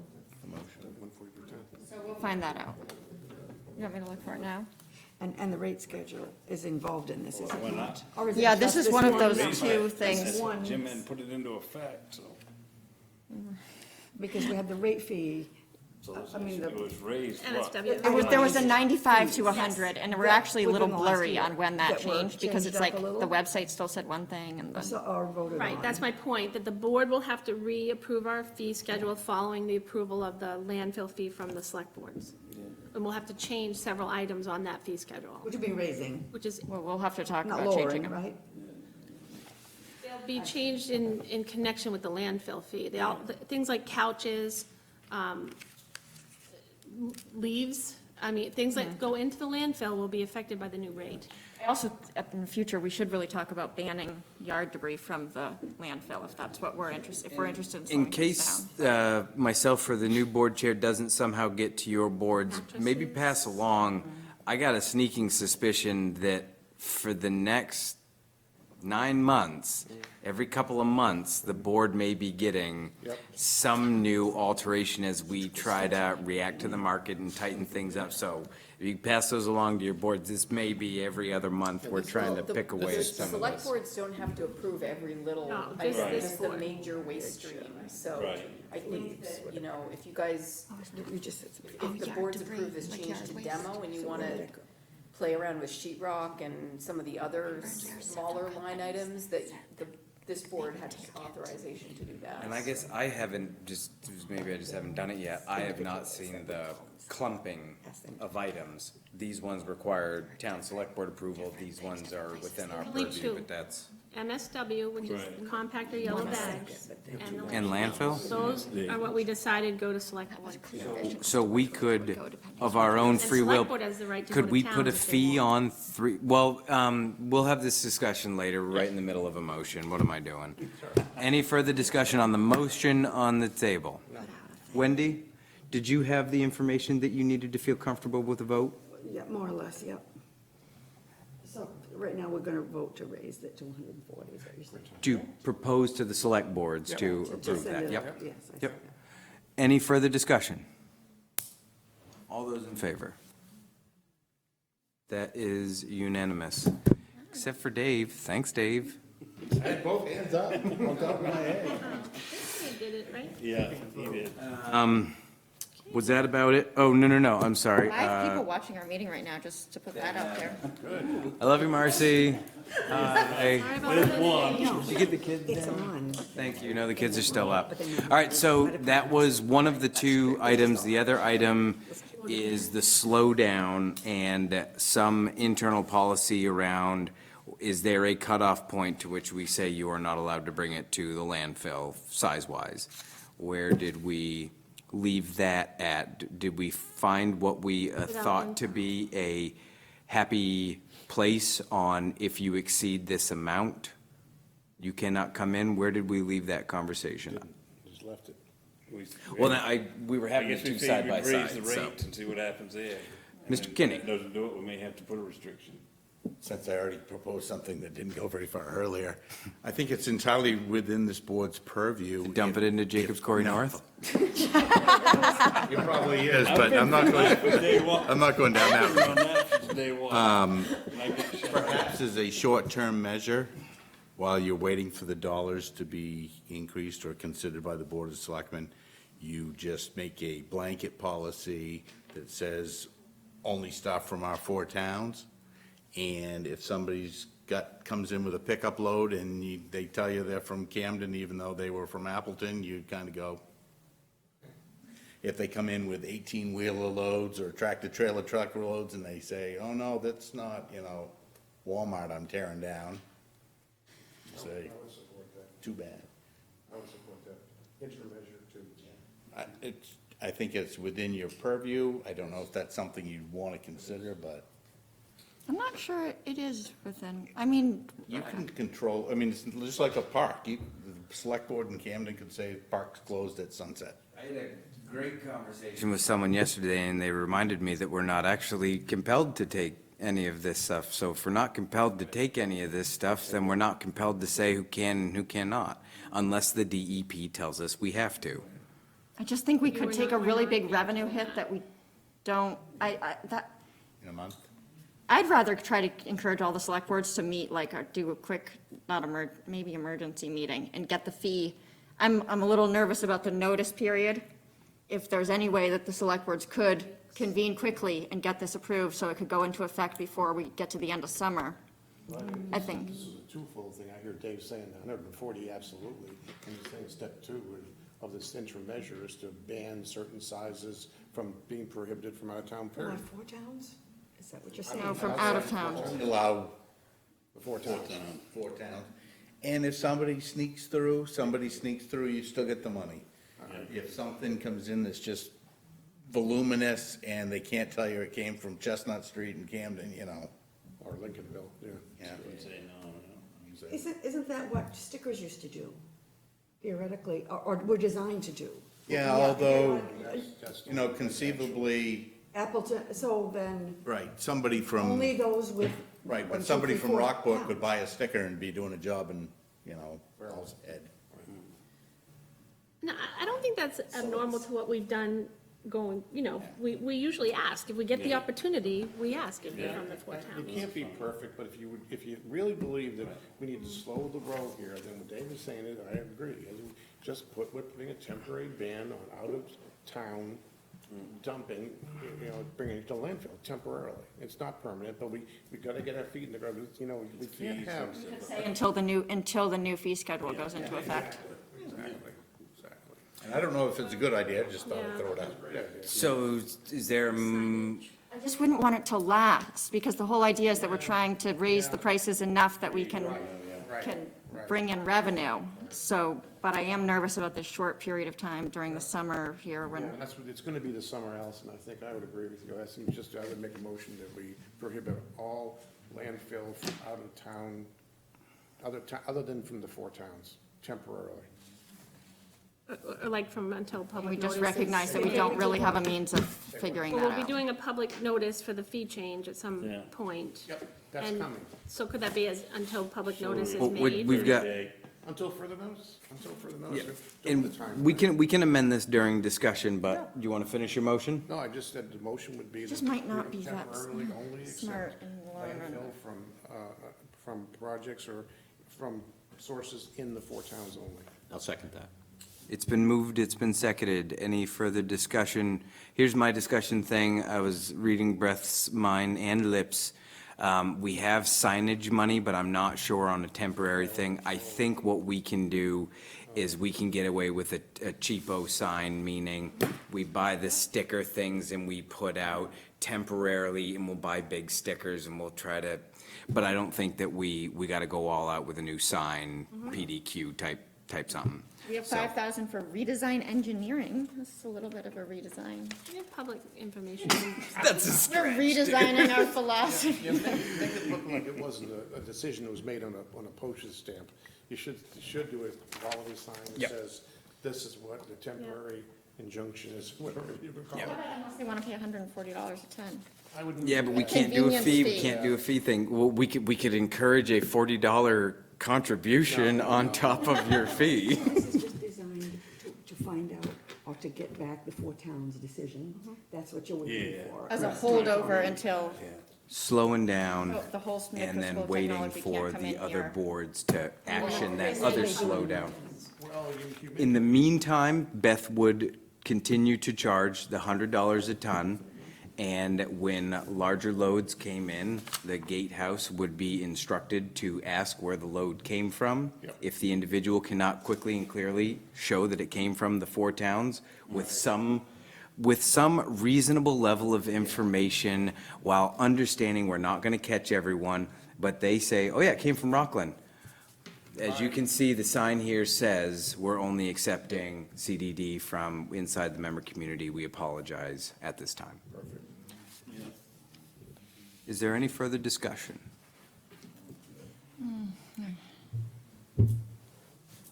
All those in favor?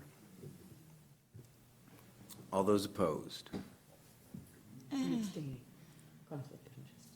Oh, conflict of interest. Can you state what that that's conflict of very interest big of is? you. Because it's, If I knew what it was, I wouldn't ask, but I, no, that's all right, because that affects some people in my family, gotcha. workers in my family.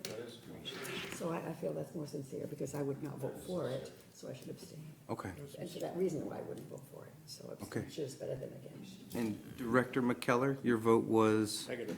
I think it's no, I think it's not a, like, I think the board's doing a horrible thing. It's more of a, I haven't had a time, I think that this may have been too quick to think of, it wasn't on the agenda and, So, but this isn't. for the weight, Beth, because we're doing minutes on weight, Yep. I had all of Rockport's, half of Camden said yes, all of Lincolnville said yes, Half of Hope said. and yes. half of Hope said yes. But that's what screws up when you have an abstention on a weighted vote, it screws things up. Other half of Hope abstained, and half of Camden It's voted not no. that complicated, she doesn't go on, her part doesn't go on the no side, it just goes in the middle side. Okay, I'll write it up. It's not anymore. Fortunately, you had 150% say yes. There you go. Move on. All right, Everybody else. thank you It's all, good to great put that in the minutes. We are discussion. trying, we did say we were trying to do that, so. Item Item K is Finance no, Committee no, no. update. Wait a minute, what about the loader bids? Loader bids. Oh, Easy. please, okay. Beth, take it away. Basically, we took in we sent out a quote, everyone came and viewed our machine. We asked for them to basically give us the same size, same quality, same ability to use our attachments. And what shook out was the votes that are on the back page here. The Kubota, which is from Union Farm Equipment, did not meet our standards for lift capacity and breakout force, not quite sure what that is, but. Union Farm, and it was a Kubota tractor. The other three, the Case, the John Deere, and the Milton Cat were all very similar. So it came down to price. So price, if you look, what we did is we asked for a 5-year, 5,000-mile warranty for all three, which is what we have in our current. And in addition to that, if they provide a service warranty. So Beauregard did go out, they don't normally do it, but they did quote us for a 5-year, 5,000-hour full warranty with no deductible, or with a deductible, which I'm not quite sure what that would be. To be honest with you, it would be a total of an addition, it's gonna be a cheaper price in the end from the John Deere. I think it came down to the John Deere and the Case. Who's John Deere? John Deere is the Hammond tractor. We've bought 3 or 4 from them in the past. No complaints with Hammond tractor, no complaints with their service. They do not, Hammond tractor doesn't offer one. It costs extra money, don't it? So they kind of didn't meet it, and even if they did, they come up, if we added their, if they did say they could put one on, it would be $13,000 So that would put the price, to 70. that would put the price at 70,000. Yes. So the low bidder becomes the Case. So does that mean we would, and now I can't, correct me if I'm wrong, but I'm looking at our expense report, and I look for the loader and money built in there for servicing the loader, and I don't even see the loader in there? Yeah, that's on 130, I want to say 13009, I think. It's either 13009 or one, Is that separated out? Do they have equipment repair stuff? yeah. But, okay, so that is there, and then you've got another one for Dozer? Yes, so we have our 3 breakouts, which are recycling, MSW, and landfill. So Okay. the loader is kind of more used in the recycling area, I think, so, But is the loader the only thing in equipment maintenance and repair? no, not in recycling. That also has a skid steer, forklift. I think it would be advantageous, especially in this particular subject, if that was broken out, so that we could see what we're paying a year to service that. Well, I was going to go back and do a 5-year look at that. I don't know if in 5 years if we spend $13,000, but I want to say that we average on a preventive maintenance, which is done about every 250 hours. And these are regular ones, and then there's higher ones where they do the fluids and so on transmission. And I say they're about $800. You know, they can be anywhere from $500 to Yep. $1,000. So, and we do them, the loader we're trading in right now has 3,800 miles on it. So we're not technically gonna, hours, sorry. I'm not sure we'll take full advantage, but with everything we're doing, it's hard to tell. And I'm happy to do that. I was going to, but then it kind of seemed like even with the maintenance, we don't have to take the maintenance. They still are the lower bidder. But, Well, the Cat Case and Caterpillar and Kubota, those 3, these numbers that are in the summary sheet include the 5,000? The 5,000 5-year warranty, but That's only but not Beauregard though. service. The other ones don't, do they? Correct. Even the Cat doesn't include a service Nope, plan. just the, So, I didn't grab my. yeah, pretty much. I was thinking about The this today. machines I was were, glad to see yes. this letter that you wrote because I had pretty much thrown out the Kubota first thing this morning and the Cat was the highest one, so it'd come down to the Correct. And the case cat and. technically didn't, we had trouble kind of getting with them. They're somewhat centered out of Vermont, I believe. The recommendation is for the Case, I forget the new numbers, 221F. And that also will have an ACS coupler on it, and we'll be able to use all of our own Bucket. attachments and buckets, and, which is why we specify it, and then, also, it will have filled tires, which is an expense. We're keeping our buckets. Right. I would recommend that. Yes, I had thought about the John Deere because they have one and they're handy by. But, with the service contract they've offered, You know, because that was one thing that I knew we had some issues with the bulldozer kind of thing, but when they're offering that, and, so I would recommend the case. Make a motion to approve the Beauregard Yeah. equipment for 55,803 and change. I'll second that. I am so glad that other people know about this stuff. Do we have the money? Yes, you already have the money. Sorry. It's in the 2020. Yeah, I know. I'm not sure if we're gonna do a lease though, or, yeah, I'm not quite sure how we're gonna break it out, but I think the money's already in there.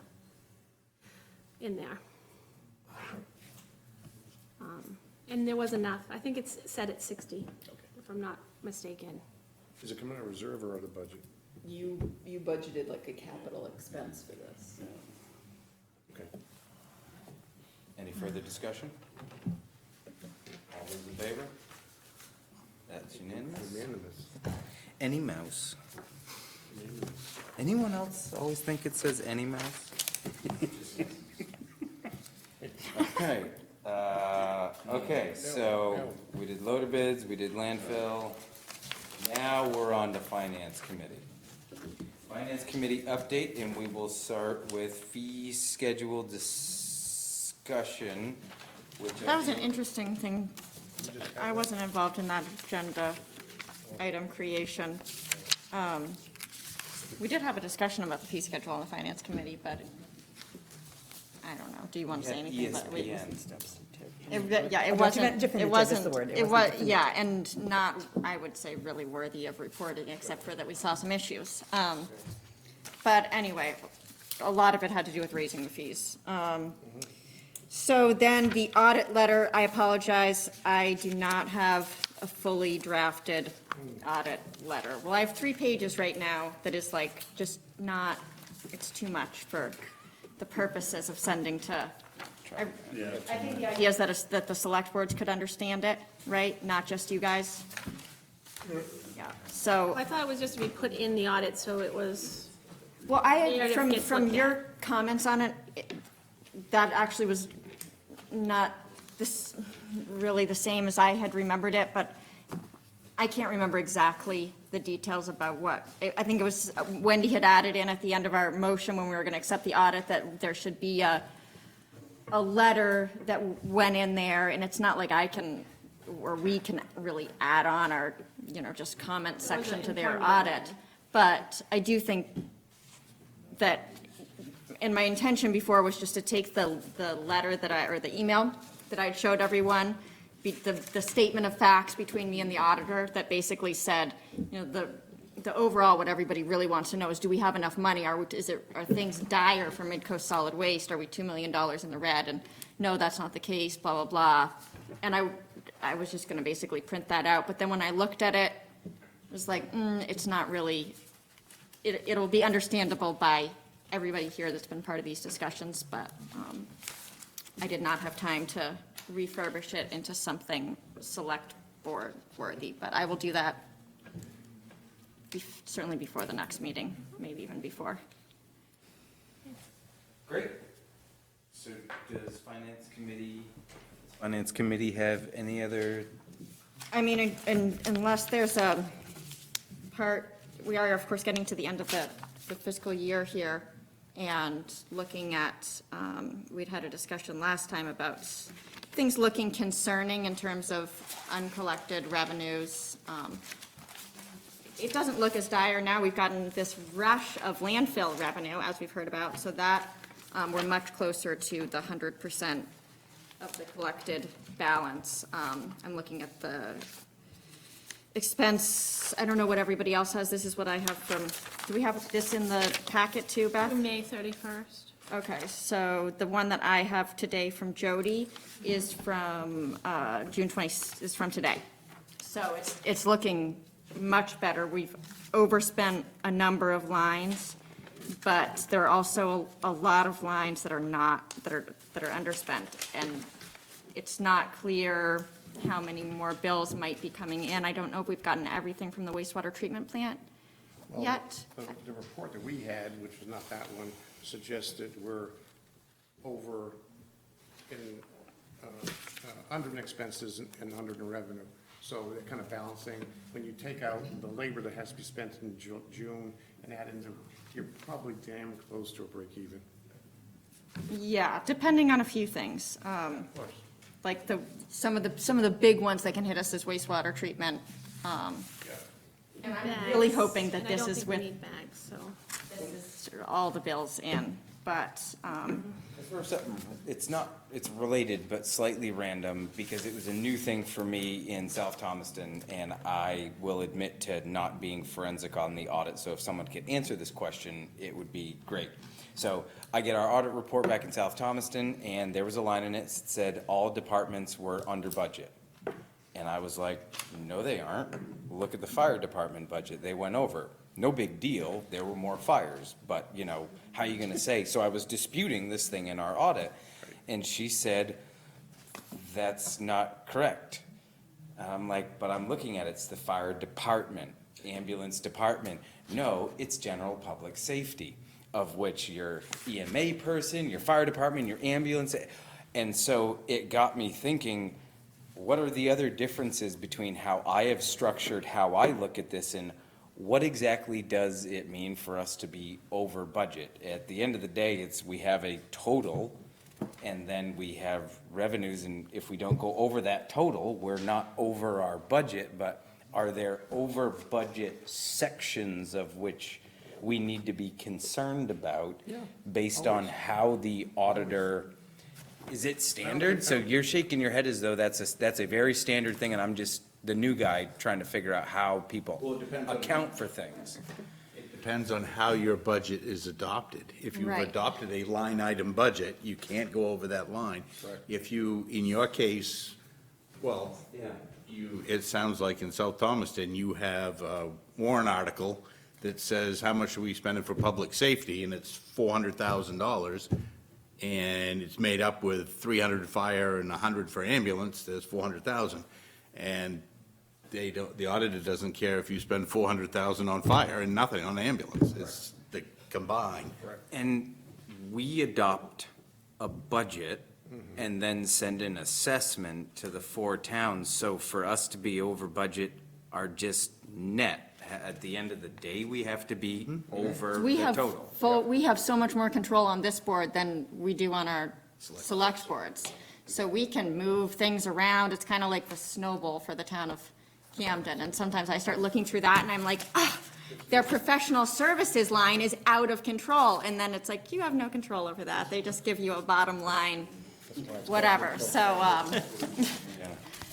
we're finally And I in that didn't- position I didn't want to here. take us off But we track should on be that, but it was concerned. We, something as that- directors, should absolutely be concerned about all of these things. And I see lines and what it says to me is, we weren't as thoughtful, or we missed some things that, I mean, there's always an unanticipated, right? But We're gonna have to can we decide reflect on this and do our budget better next time? forward It's a and what budget, to. not an actual, and it's made 18 months in advance, more than 18 months in advance, and things change, and what we need to do is be cognizant of that, so when we prepare the next budget, we'll know where we were overspending, underspending, and why, so we can make adjustments.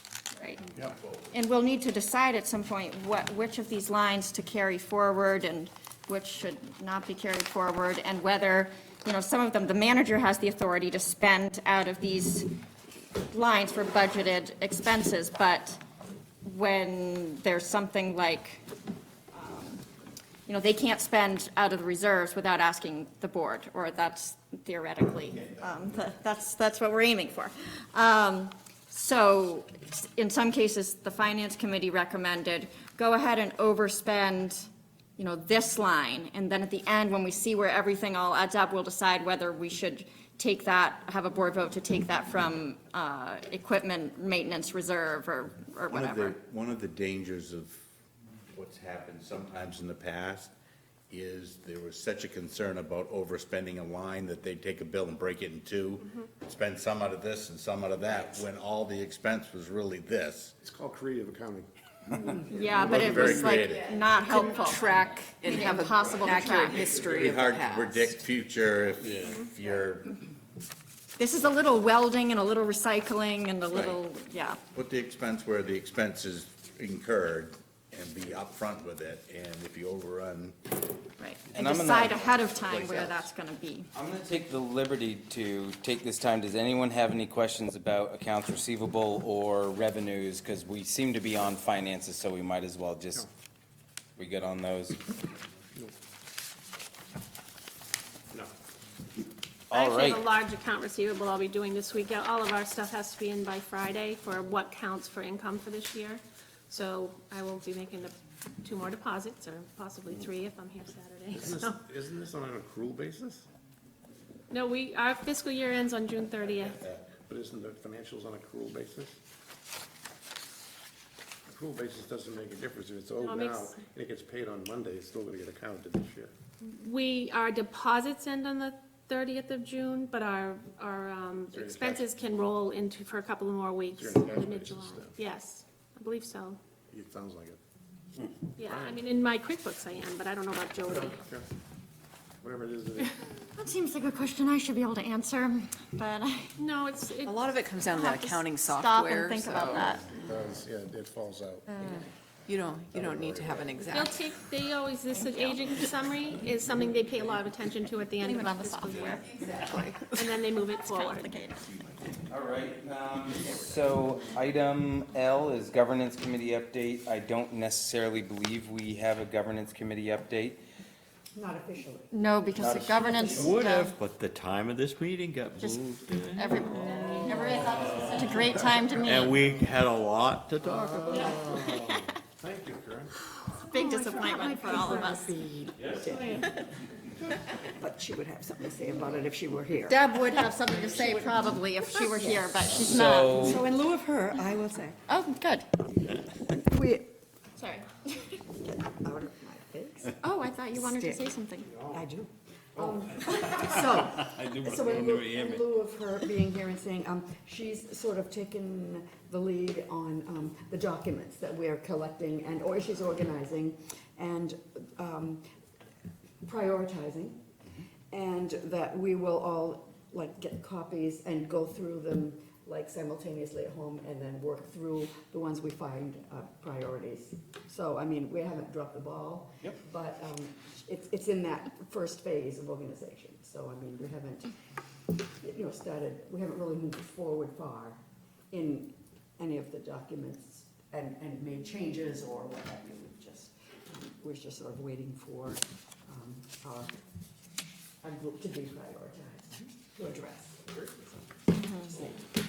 We're alive and well, Yes, we're not giving up. up and taking nourishment. Item M, household hazardous waste day. Beth? I left my sheet on my desk, but basically, I want to say we had 109 cars come through. I usually have a memo that's typed up that I'll send out to the committee, and we took in $874, which was maybe 200 less than we've been taking the last few years, but it matched exactly with the receipts, and we have received the bill. I think the bill is some like almost 6,000. It's almost the full 6,000 that we allocate. There's a $1,200 moving fee, and then they do it per unit. And I believe we'd had 187 units this year, so we actually had more units, more people from Hope and Appleton than usual, and a little less from Camden and Rockport. So it was very typical for what, we had more people. I heard you say Appleton, I didn't hear you. Oh, Appleton, sorry, Lincolnville. I was kind of like, Lincolnville and I guess I Hope. didn't know we were open to them. Sorry. A few more from Lincolnville and Hope. No, we asked them where they were from, no.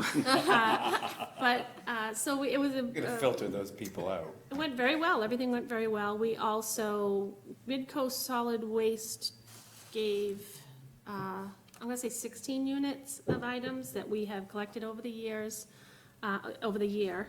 And that, we also had one very combustible one, that they did take for us that day. So of that, 187 units, 16 were directly like drop-offs that we pulled out of our own trash. So, yeah, usually they forget, I highlight it, but they forget to get them out of the cabinet and stuff, but I did it myself. That's what happens to me at my house too. So we actually got rid of all our unwanted household hazardous waste as well. 9 people watching now, just so everybody knows. So it was a very good day, it was really smooth, EPI is great to work with, and they now have enough trucks, enough people, they got a fan did club. simultaneous tri-county and mid-coast, they didn't have to share the day, so they were all lumping. Oh, boy. So the money, not as much as in the past, but it was still doable. I kind of mentioned to Allison, I thought maybe, I don't know if we have to do it every year, but we do take a big subsidy on that, so we'll have to look at that going But forward. there's a big benefit to getting There's a the big hazardous benefit. waste out of the, Yes. you know, they It's just they going down burn it at every year. EcoMaine and it goes in the air and so. Hurry? So it's all good, all went well. Because I sit all Lot day. of help from the staff, it's a very busy day. It went really well. Any other remaining, We actually have comments too. oh my goodness, well, Oh, not a, Oh, and doing. Michael Rowland says, this is, actually, this is the first not- example you of say like Michael Rowland inappropriate said. comments that we've like had Paul on the Ripper. Camden YouTube channel. okay, so item N was financials. I felt like we covered that under Finance Committee. Yeah. Cool to skip that one, so I would potentially await a motion to adjourn. Move to adjourn. It's been moved, it's been seconded. Any discussion? All those in favor? Great that they're watching though, Ray. And it is.